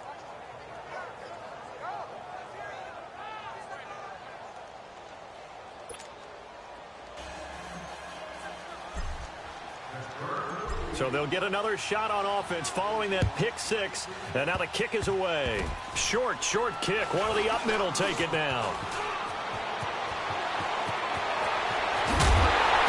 And he's going to wind up bringing this one inside the 45-yard line. Partner, when I was in college, we used to have these things called game maxims that we did before every game. One of them said, press the kicking game. For here's where the breaks are made, is the area of hidden yardage. How about that return? Flipping the field, taking it past the 50, and getting things set up to start the series. And he'll go down here at the 35-yard line. A good pickup there. 8 yards on the first down completion. Seeing that play and understanding just how tough it is to cover tight ends, especially the ones running around the NFL nowadays, makes me glad I didn't make it in that league. I would have had a really difficult time. But now you get to sit up here with me. Yeah, and that's fun, isn't it? And what a really nice gain right there on first down for them. Brings up a nice second down for them. And they're not able to hook up there. Incomplete. So he's 3 for 7 throwing the football right now. Not an awful start, but also not the sharpest of starts. No, I would agree with that. But if you're a confident quarterback and to play that position, you have to be. You just act like there's something wrong with the wind currents or something wrong with the ball. It is not you.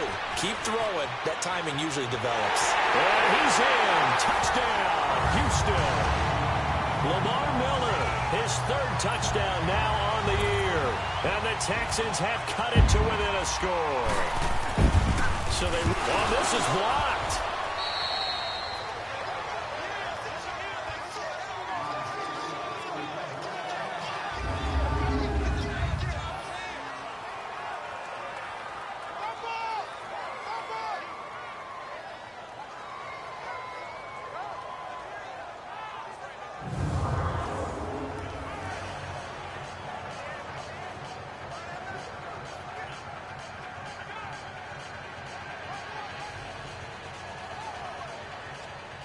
So the lead trimmed down to 8 as here comes the kickoff, and it's away.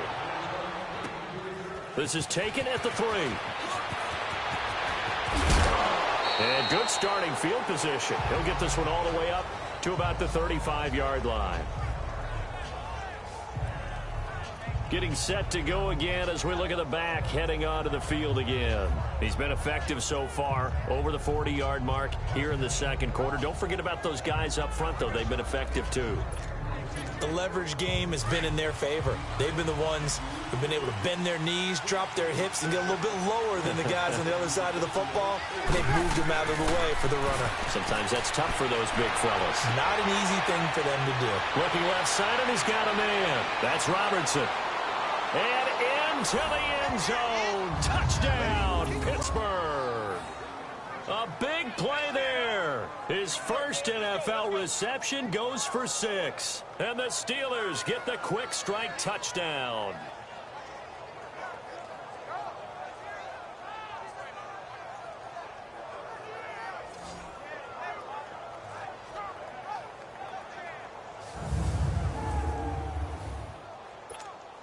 Sanders now to add the extra point.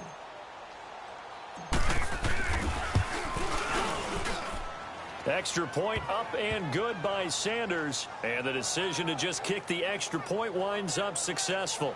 And they're able to get the connection on the long touchdown pass. And that's one of the easiest drive summaries you'll ever see. One play, touchdown.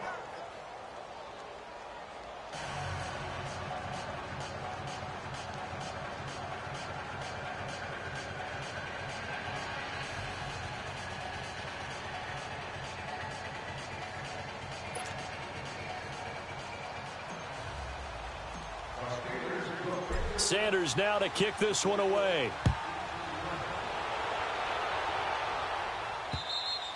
And this will be a touchback as that sails over the end line. Getting set to go again, DeAndre Hopkins marches back onto the field. Looking down at the stats here, realizing he has no catches. They've targeted him twice, but no catches. So how do they get him more involved, Charles? You make sure he touches it on routes that he likes to run. Maybe even run a reverse or some type of a jet sweep so he gets his hands on the ball and get him active and involved in the game. You just try and find ways to get him going, and it doesn't have to be something that's big downfield. Maybe kind of like in basketball, just a shooter seeing the ball go through, you get him a rep, get him more comfortable. I agree with that totally. Maybe set that solid screen and give him an easy look. Well, to this point, no catches.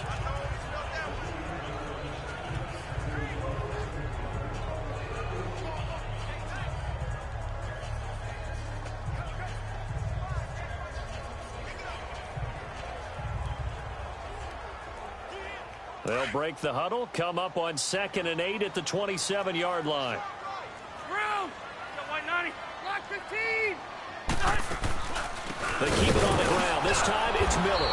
Absolutely nobody fooled there. He's going nowhere fast as he's stopped behind the line of scrimmage. It'll wind up being a loss of 2. And that's going to make it 3rd down and 10. Set! 380! They go play action. Rivers going deep for Hopkins. That's caught inside the 20. It's a big play on 3rd down for the Texans. 61 yards. And that was not the long, drawn-out drive that you were talking about when it started. Anything but. I saw this drive going a little differently in my mind, partner. I think we both did. Unable to really move it. And they get to him quickly here as he stopped right around the 13. 2 yards on the carry there. It'll be 2nd down. Well, they had that one sniffed out. Excellent run blitz. Stop that one for a short gain.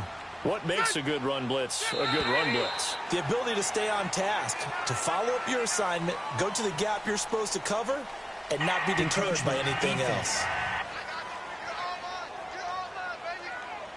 A little eager there coming in from his outside linebacker position. You think the hard count got him there? Yes. Maybe that extra hut, you know, that extra emphasis on it, got him to jump, and they picked up 5 yards.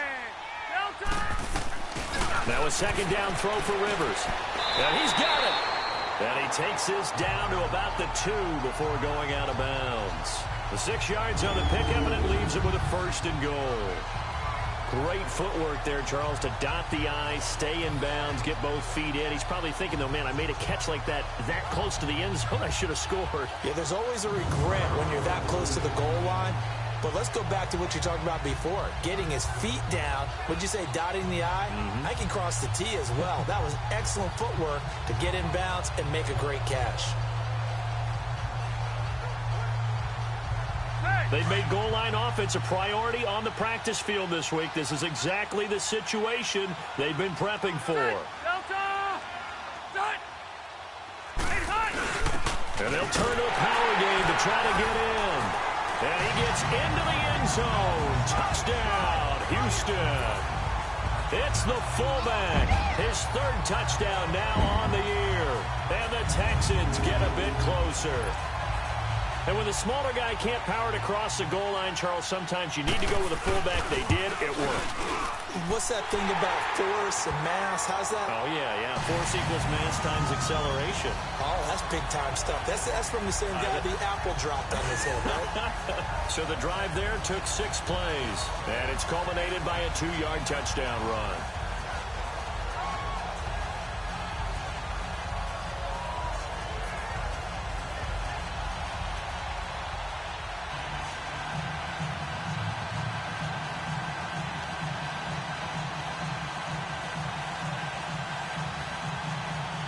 So the lead trimmed down to 8 as here comes the kickoff, and it's away.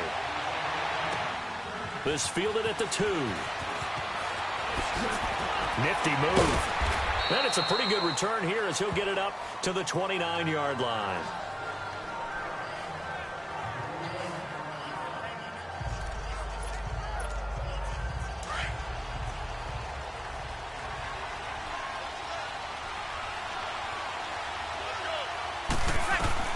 Throwing on first down is Breeze. He's going to rifle, and that's caught inside the 35. A big play that time for Pittsburgh. 42 yards. Well, partner, I'm not sure how this drive's going to end, but how about the way they flip field position there? A nice attacking play that picked up a heck of a chunk of yardage.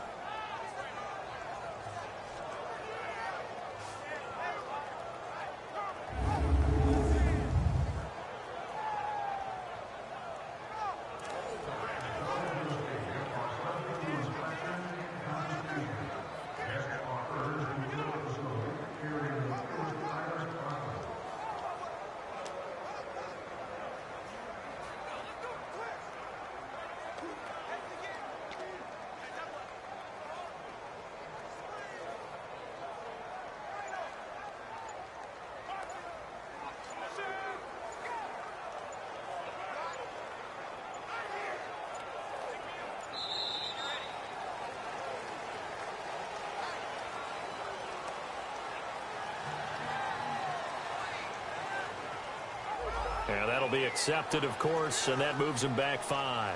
Still first down.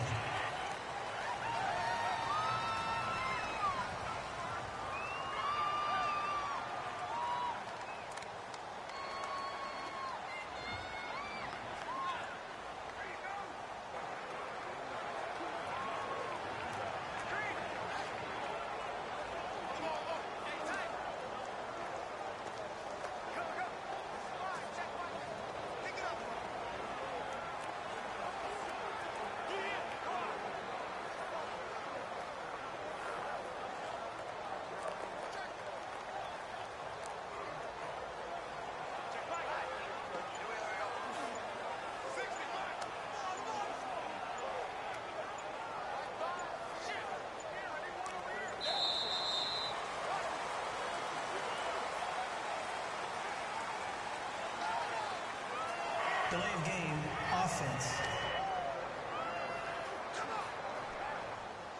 So that'll back him up 5. Still first down.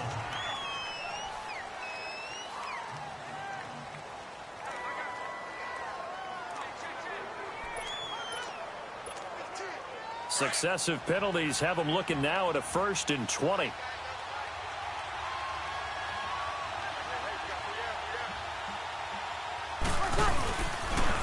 Now they'll run it on the toss.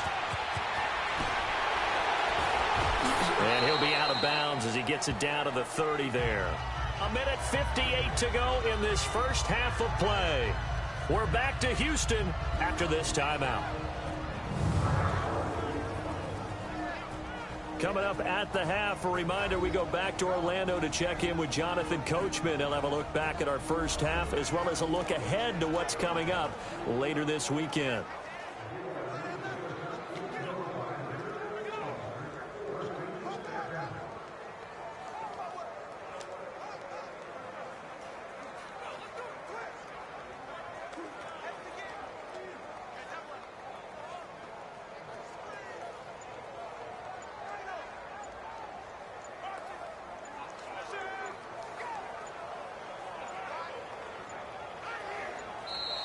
And boy, again, they won't get this off in time. Delay of game, offense. And that'll set them back 5. Still second down.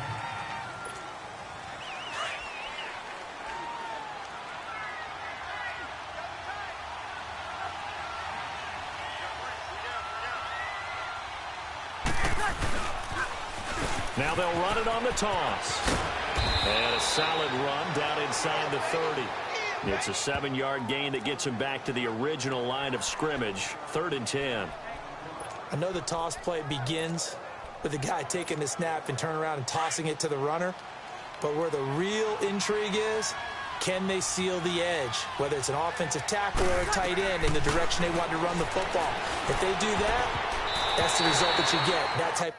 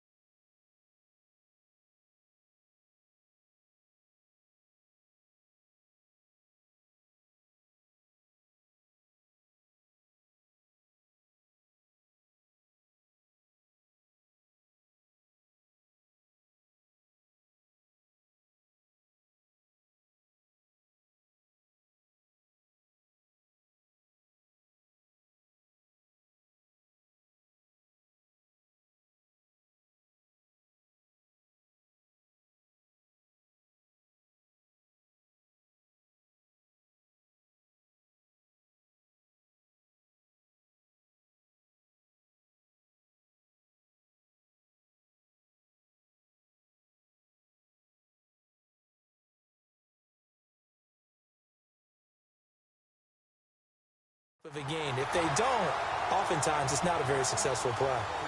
And I feel like my man, Old Mo, momentum might be changing jerseys right now. How about what they just got done? They scored a touchdown their last drive. Now here's a 3 and out. Maybe momentum's getting ready to creep to the other sideline.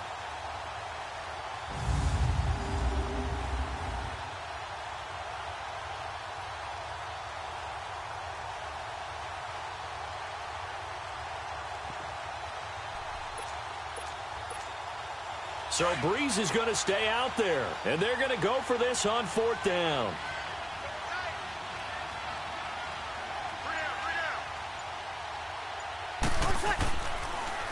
Now they'll run it on the toss. Wiggles free.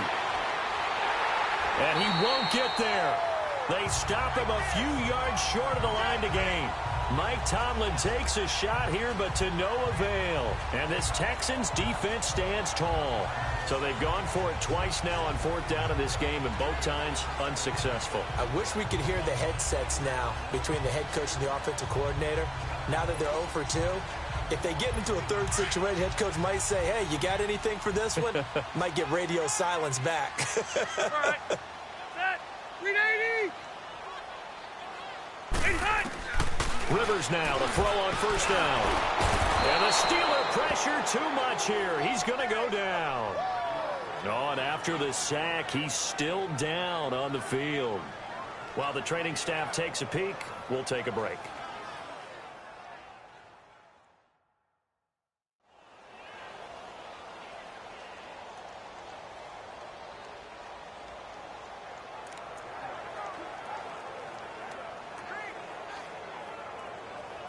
So that complicates things a bit here. 18 yards to go now on 2nd down.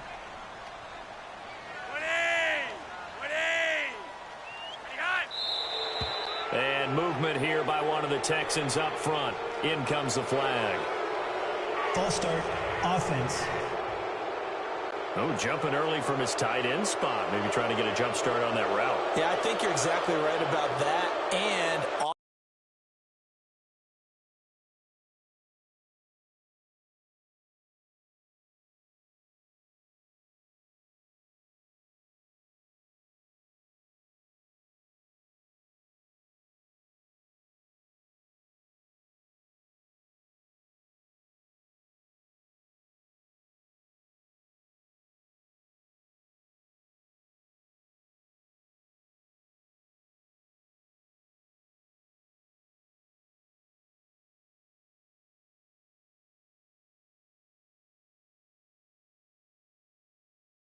oftentimes when you see that, that means the play call was supposed to come in his direction, and he was eager to go catch a pass. And that false start penalty certainly not helping their cause here. 2nd down and long.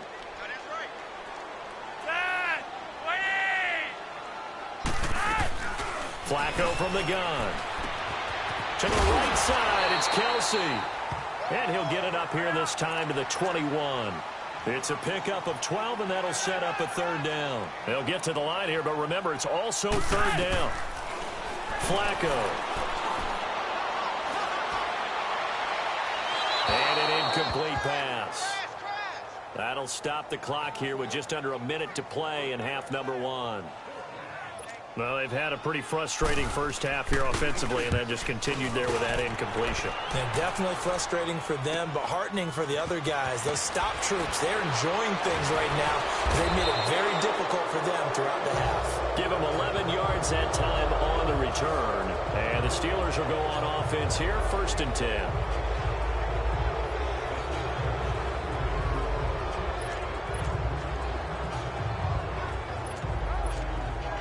The 4th down run successful. Now they look to pay it off on 1st down. On 1st and 10, here's Breeze. Escaping, and he can't find a receiver, and he's brought down. K1 short. He's the one to get him, and that's sack number 7 for him on the year.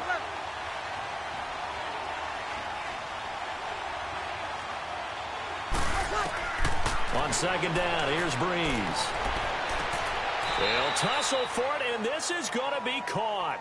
And he is out of bounds, but not before he's inside the 30. That goes for a gain of 31. Not the tallest receiver on the field, but he just shouted to admit that the little guy can't go downfield and make a big-time catch on a deep pass because sometimes they'll just out-scrap you for the football.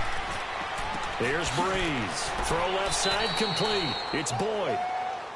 And he'll go down here right around the 23-yard line. The completion good for 3, and it's second down. Breeze to throw on second down. And Cook has it, left side. 12 yards there as they keep this drive rolling. It's another first down. And we're going to get a timeout with 2 seconds remaining in the second quarter.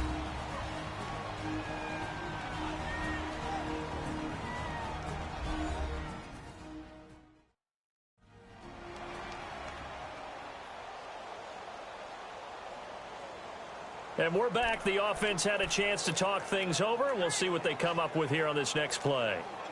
A bit of a surprise. They're going for it with 2 ticks remaining. No sign of the field goal unit.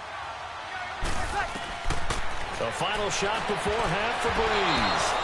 Oh, and it's incomplete. That would have been big in the end zone if he could have held on. Instead, it's second down. So we've reached halftime here with the visiting Steelers out in front. As we'll get you over to Orlando, where standing by is Jonathan Coachman. He has our EA Sports halftime report. All right, Brandon, thanks very much. We'll get back to you and Charles in a minute. But first, time to give the folks at home a look at what's going on around the NFL. We'll start up at New Era Field just outside of Buffalo, where it was the Bills who pick up the victory at home. Marquise Goodwin, well over 100 yards receiving with 3 touchdown catches. From there, we head down to the Sunshine State to check on the Jaguars at home in Jacksonville. And they were victorious in that one over the visiting Indianapolis Colts. Nick Foles leading the way in the victory with 3 touchdown passes. And then finally, we'll wrap up the week on Monday Night Football with a good one between the New York Giants and the Minnesota Vikings. Meanwhile, in our game, it's been a back-and-forth first half. Who can put it together in the second half? For the answer, we turn it back over to our broadcast team of Brandon Godden and Charles Davis.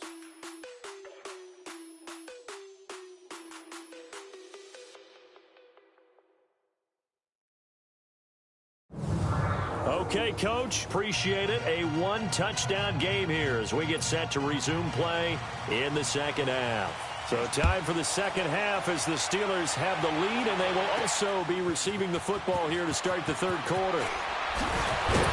And he'll take it up past the 25 to the 26-yard line.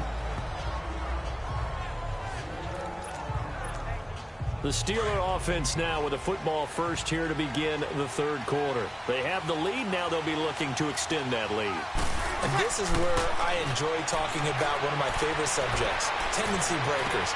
They've got his man complete. And he's going to get this down to the 35-yard line. A gain of 39 that time. There will always be a place for methodically marching the ball downfield. But when you can pick it up in big chunks and strike like that, have explosive plays, that's often the difference in winning and losing. Those types of plays that can knock a defense off balance, that'll drive a team towards a victory. Now they'll run it on the toss. So he got free of 1 tackle but couldn't do a whole lot else. Quincy Wilson in on the stop. They tried a quick hitter inside, but that one was swallowed up because what they're hoping, this big defensive lineman will take the bait and move laterally and open up a crease that they can run through. Didn't happen on that play. And he was able to shed the tackle, but the reserves come in for the stop. Back-to-back 1-yard runs here, so that leaves him with a 3rd down and 8. Well, so many times we look at a short run and we praise the offense for trying to set the tempo and establish things, but the defensive guys, hey, they just won the battle there. It wasn't a big run given up. They don't always have to absorb the body blows. Sometimes they dish them out themselves. Oh, incomplete. Nearly the pick they needed. They would have loved one there, but at least it does get them to 4th down. I know ultimately that feels like a good defensive play, but I know it's really not. They had a chance to keep points off the board. Now they have a chance to kick a field goal by missing that shot. Yeah, especially at this spot in the field. He's got to be upset he couldn't come up with that INT. This is caught. And so close, he gets it to the 1. Out of bounds right there. Wow, first and goal, and defensively, all they can do is shake their heads. Not only did they allow the conversion, but a big play as well. Well, we know that someone has absolutely no fear. 4th down, they throw it downfield.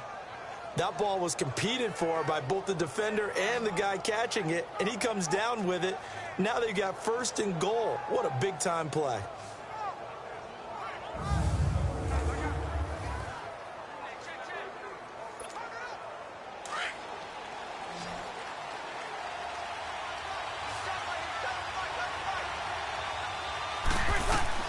Now Breeze.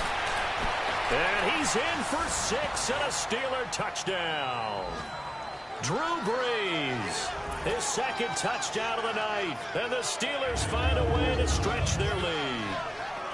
A good, sustained drive there in this 3rd quarter, capping it off with a touchdown to give them a nice 2-score advantage. It was actually a fun one to watch, wasn't it? I mean, for me, seeing the mix of what they did, how they moved the ball downfield, very sharp, too. Each and every play seemed to be executed with great dispatch.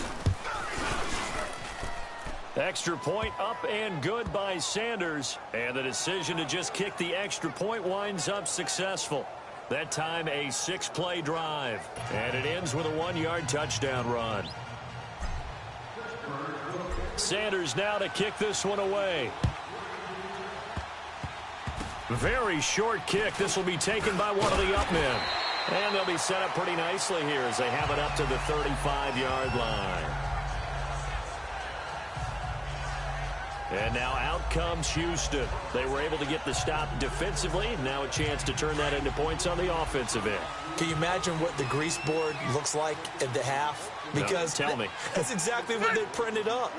Stop them on defense, get the ball back for our offense, and go downfield and score some points. Now, the last part remains to be seen, but they got the first part done very well. Do people use grease boards, or you mean the magic marker boards? Yeah, those two. That last catch short of the marker by just a yard leaves him with a very manageable 2nd and 1. Now it's Ajayi. And he's going to take this one up only to about the 44-yard line.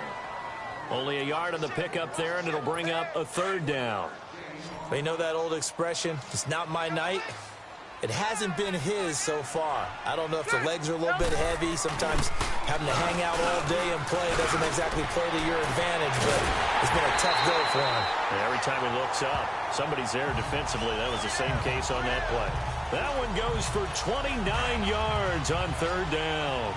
And at this stage, down in the 2nd half, looks like they just wanted to find a way to get it in the hands of their playmaker, and they did. I think you're exactly right. I don't think the coordinator's looking at his play sheet and trying to figure out which play will work well.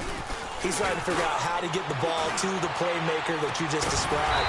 Looking down at that sheet, you find people plays, not necessarily X's and O's, and that's exactly what they did there. 17 more yards on that one as they keep the drive rolling.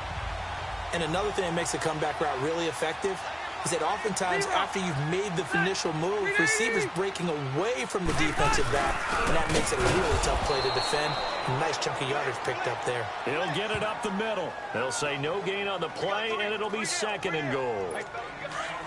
Perfectly designed blitz right there. They took that one from the grease board to the field because they were able to free up their linebacker to get into the backfield and spill the play.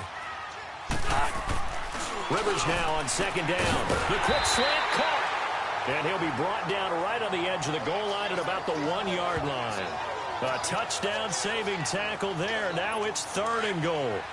That was a nicely run slant route, and what the receiver's trying to do is make the defender think he's going upfield for a deeper route and then breaks it off, usually after about 3 to 4 steps, and cuts towards the middle of the field. And that is caught. Touchdown, Texans. Robert Woods, his 4th touchdown on the year. And the Texans cut into that lead. Well, it was 3rd and 1. I was expecting run so much for that. They pass it, they score it. That had the feel of the head coach telling the offensive coordinator, you've got 4 downs here. We're going to go for it on 4th down unless there's a disaster on 3rd. Go ahead and take a shot if you want to. And he gratefully accepted the opportunity and did exactly that. If they didn't get it there, that had the feel that they would come back and try it. And he's got daylight. It's a foot race. 30, 10, and into the end zone. Touchdown, Pittsburgh. A great effort there. 96 yards. And the Steelers are going to add on to their lead. Touchdown, baby. Let's go.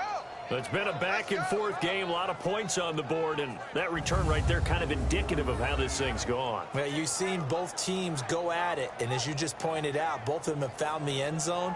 But just like in boxing, you know the blow that hurts the most? The one you didn't see coming. And that often is the case when it comes in special teams. Sanders on for the extra point.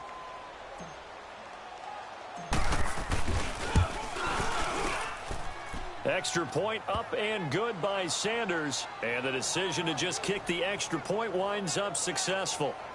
A spectacular return of 96 yards. Great blocking in front of him on special teams as well as he takes it to the end zone.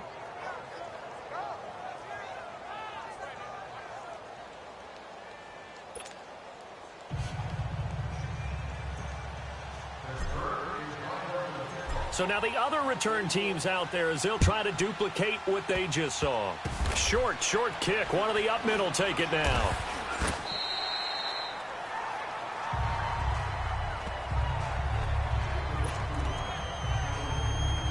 And now out comes Houston. I guess they have to feel a little gratified to at least get on the board last time, but still work to do. No doubt about it. I wonder now if they're going to try to increase the urgency a little bit, maybe pump up the pace, maybe go 2 minute. Who knows? Let's see what they decide to do. And he'll get about 3 here as he's out to the 30.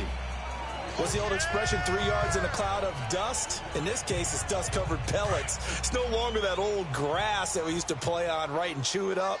Now we've got that artificial surface. You see the pellets go up. Still a nice play by the defense. They stay on the ground. Again, it's Ajayi. And tough going there as he'll only get it up to about the 31.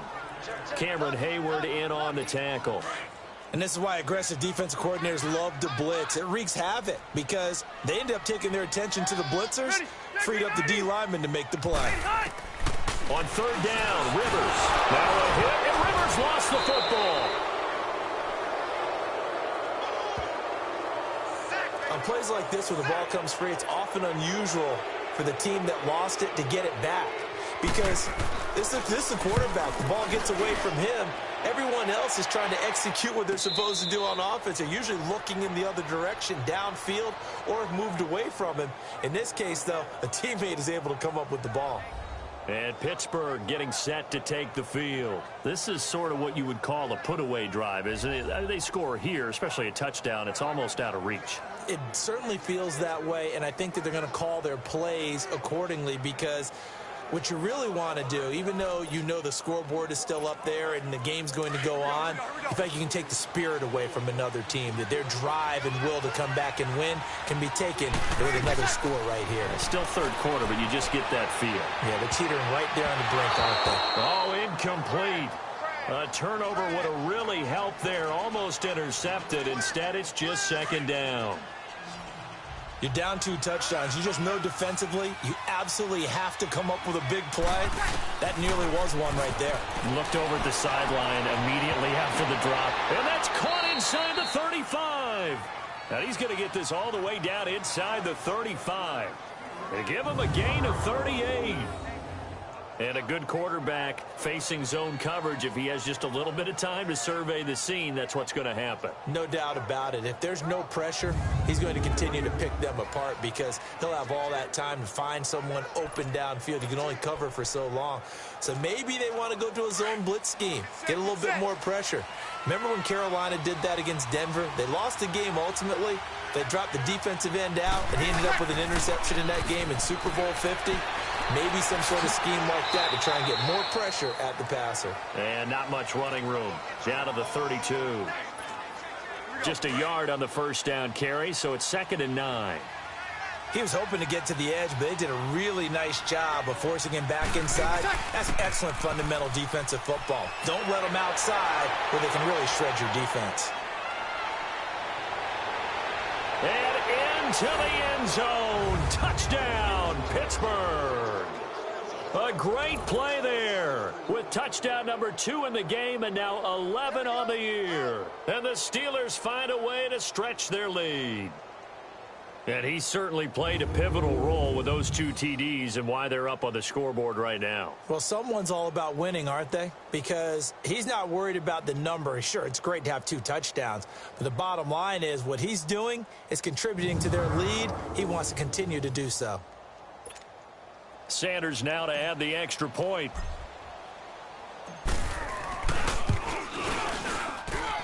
Extra point up and good by Sanders. And the decision to just kick the extra point winds up successful.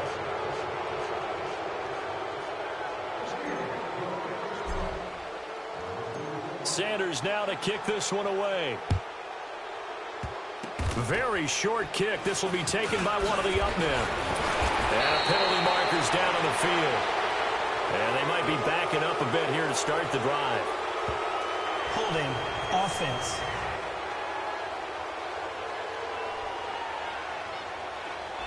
So holding will scratch off some of that return. And I know fans get frustrated when they see penalties of this sort on kick returns, but it is difficult to do it right against these moving targets at full speed.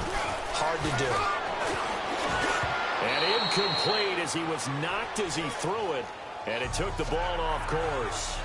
Well, the pressure, the hits, the sacks have been coming at him all game long. I'm frankly surprised that they haven't found a solution yet to create more time for him to throw it or maybe change what they do on offense. And that's one of the biggest differences in this game and why they're losing right now. They run with Ajayi, and they get him down, but not before he takes it across the 40-yard line.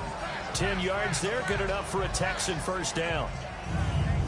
1 quarter remains here on a Sunday night. We'll return with more after this break. Sports.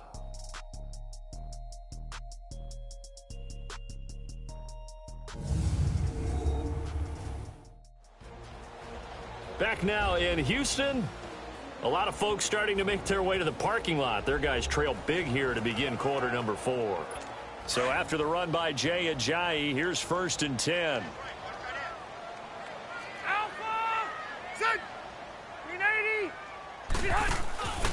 A first down carry now for Miller. And he'll push this forward only to about the 42-yard line. Credit him with a 1-yard gain there to make it 2nd and 9.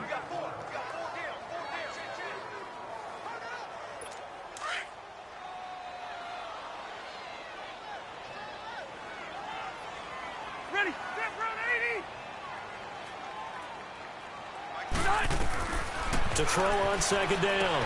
Rivers setting up the screen for Miller. And this play will be blown up. He'll lose yardage back at the 38. They'll wind up losing 4 yards on the play. And it'll be a 3rd and about 13. Set. 380. Rivers to throw it. And the Steeler pressure too much here. He's going down. Malik Jackson in there to drop him for a loss of 10. And it'll be 4th and long. We've been around this league for a while, and many coaches never pull their starting quarterback, almost no matter the situation.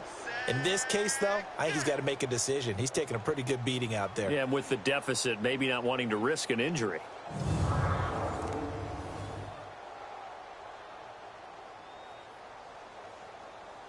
Their already slim hopes are going to ride on this one. They'll go on 4th down. I'm going to go load it.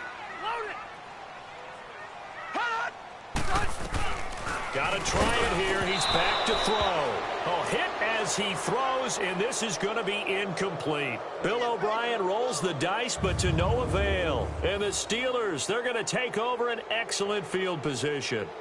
Well, at this stage of the game in the second half, down 3 scores, I guess they felt like they needed to push. And let's face it, with this deficit, if they give up another score here after they didn't get it, does it really matter? Right. It really doesn't. They had to go and try and make something happen if they had any chance of winning this game.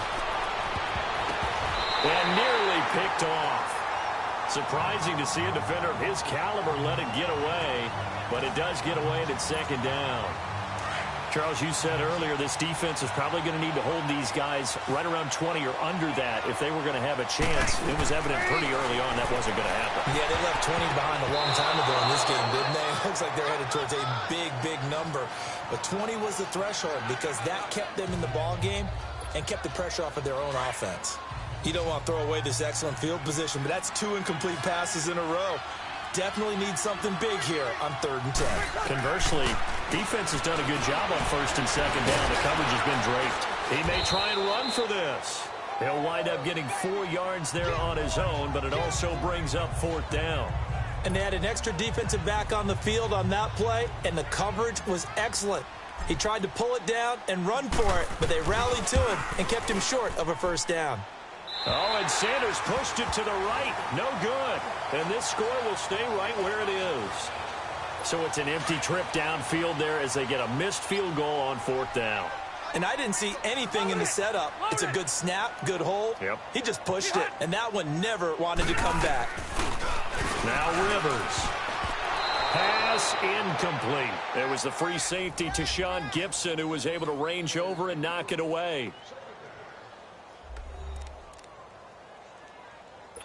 Line of scrimmage, the 31, as they line up 2nd and 10.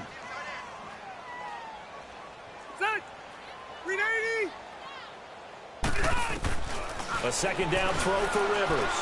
That'll be taken in there by James Washington. And they get him down, but not before he takes it across the 40-yard line.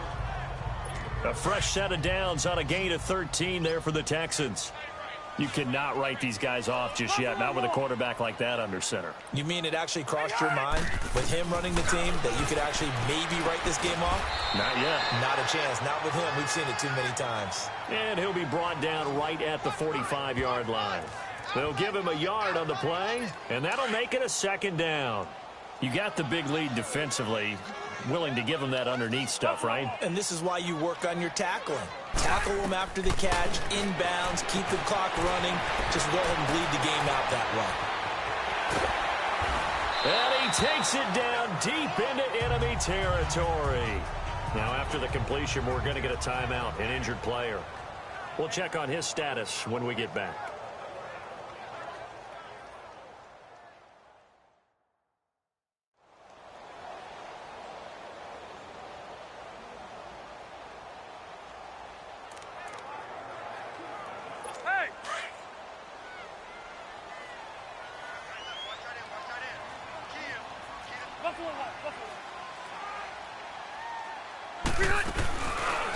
On 1st and goal, they'll try the option left. And he probably should have given that one off as he's going to get hit and taken down behind the line. That'll be a loss of 4 yards on the play. And that'll bring up a 2nd and goal.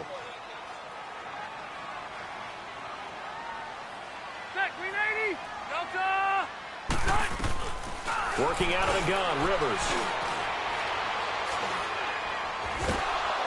And he's taken down, trying to do a little too much, getting outside of the pocket, and it results in a sack. Carl Nassib, he's the one to get him, and that's sack number 7 for him on the year. I remember throughout my career here, defensive coaches always say, guys, you got to earn the right to rush the passer. And they put themselves in a great spot with this big lead, and they know they've got to throw the ball. These pass rushers have to be salivating. It is pin your ears back time indeed. 11 yards, but still not enough. 4th down. Completed pass brings up a 4th down situation. Do you play analytics on this one? Well, you know, what do your analytics tell you about going for it here? I wonder what they would say. They tell me you're down by this margin 4th quarter, you're going. And the surge is going to be too much defensively. He's hit and taken down to the backfield. Ajayi stops short on 4th and goal, and the Steeler defense will celebrate the goal line stand. Partner, when you see a running play stop short like that, you just know that the defensive front, they won the battle of leverage and created the push back into the opposing backfield. And for the offensive coordinator, whether you had 1 yard to go or 20 yards to go on 4th down, now you're probably saying, oh, maybe I should have passed it, right? Yeah, hindsight is always 20/20. It's a big play there for the Steelers. And even 40 yards. He's played a great game. It continues right there, even with this lead, confident to throw the pass and have the reception made. There's no doubt who the leader of their team is. It's caught inside the 25. And oh, so close as he takes it all the way to the 2-yard line. A big play that time for Pittsburgh. 53 yards. Time for a break. Back to finish it off on EA Sports after this.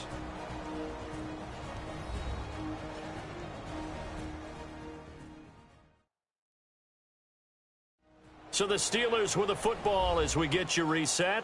They've got it 1st and goal in a game that appears to have already been decided.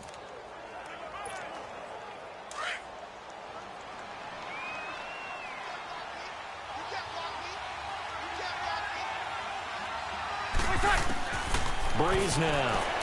Flush to his right. And the Steelers are in for the touchdown.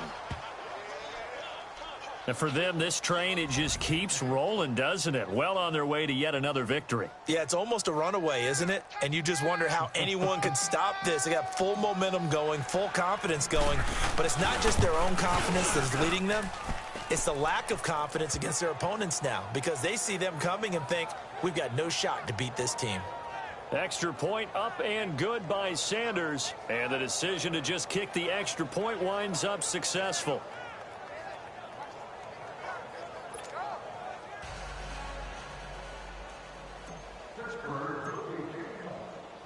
Sanders now to kick this one away.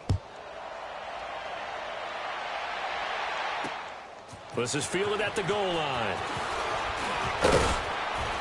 And he's up past the 20 to the 22-yard line. Jay Ajayi works his way back onto the field. And we have seen a decline in the numbers. Where does the fault lie? Just him? Maybe the guys up front? Combination? Well, as you and I both know, it's almost always a collective deal. But in this case, I think maybe the offensive line got a little overconfident. They had blocked so well in the first half, picked up on what the defense was doing. I think we've seen an adjustment now that they have not picked up on, and now they're being a little bit overwhelmed. It's a 7-yard carry to set them up with a 2nd and 3. Well, no matter how they phrase it, staying on schedule, staying ahead of the sticks, whatever you want to call it, 7 yards on 1st down, that fits the bill.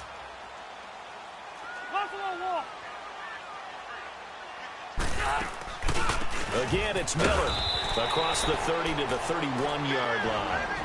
And now prior to this 3rd and 1, we're going to get a timeout here, as they'll get it with just under 90 seconds remaining.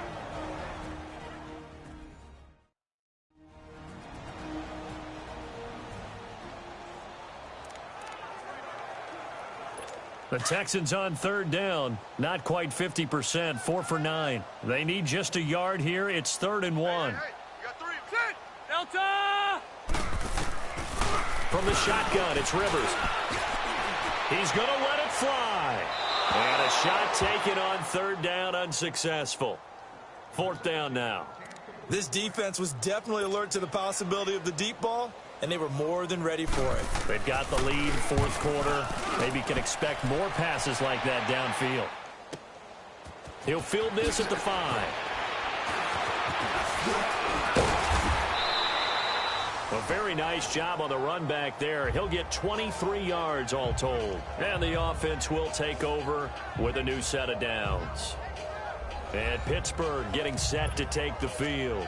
And this game comfortably in hand. The scoreboard speaks for itself, but you still got your starting quarterback out there. When do you go to the backup? Let him get some time.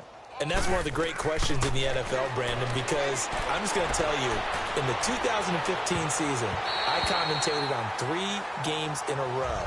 There were blowouts.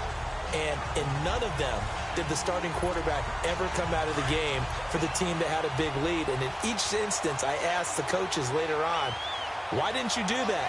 And they all looked at me and said, just don't really do that in the NFL. You know, these guys play, and we just play them all the way through. Now, in certain situations, they will take them out, but for the most part, they're not as worried and concerned about getting them out of the game, and that's always puzzled me a little bit. 4th quarter, you've got the big lead. If you're coaching, Charles, you still taking shots like that downfield? I'd be a little more concerned with running some clock and making sure you're taking care of the lead, because you keep flinging it around, you throw a couple of picks, you can put yourself in jeopardy. Now a shot taken on 3rd down, but it's going to wind up incomplete. I don't know. He had to be pretty quick with his fingers to start and stop after the ball hit the ground. And look at this. Another fake. And running with power here. Oh, a battle for it here, and this will be caught. A big breakdown defensively there on the fake punt. Turns into a huge play and a first down. And I don't know what the method is to know when to dial up a fake punt, when not to. Whatever the method there, it worked for him. I think you actually did explain it. There is no method. It's just a feel, a sense, and a healthy dose of guts in order to call that play in that situation. Element of surprise, I guess, right? Yeah, element of surprise and just a strong belief that, hey, we're going to get it done. Well, go ahead and throw the ball, man. You got the big lead. You got the clock on your side. Obviously, they don't care much about the feelings of the other team, do they? Well, I was going to say, you better run to the locker room pretty quick after this one. But right now, maybe they're just looking at it from the fantasy perspective. More points for everyone if they win big. And they corral him just a couple yards shy of the end zone. Back-to-back nice plays, 12 yards that time and a first down. Do my eyes deceive me, or is he getting stronger as this game moves along? Burst seems just as good here in the fourth as it was way back in the first, doesn't it? I do believe someone put a lot of time in the offseason and continues to condition during the season in order to continue to carry the ball at this rate. And we will get a timeout with 2 ticks left.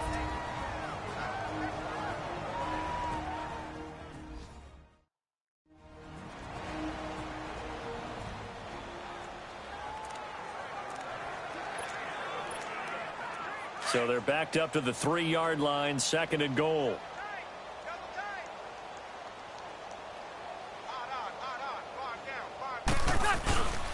He's going to get it running right. And he takes it in for the score on the game's final play. So it doesn't affect the outcome, but a little whipped cream on top to their ending. Or as our friends in Bayou Country would say, that's a little lagniappe, a little extra on top.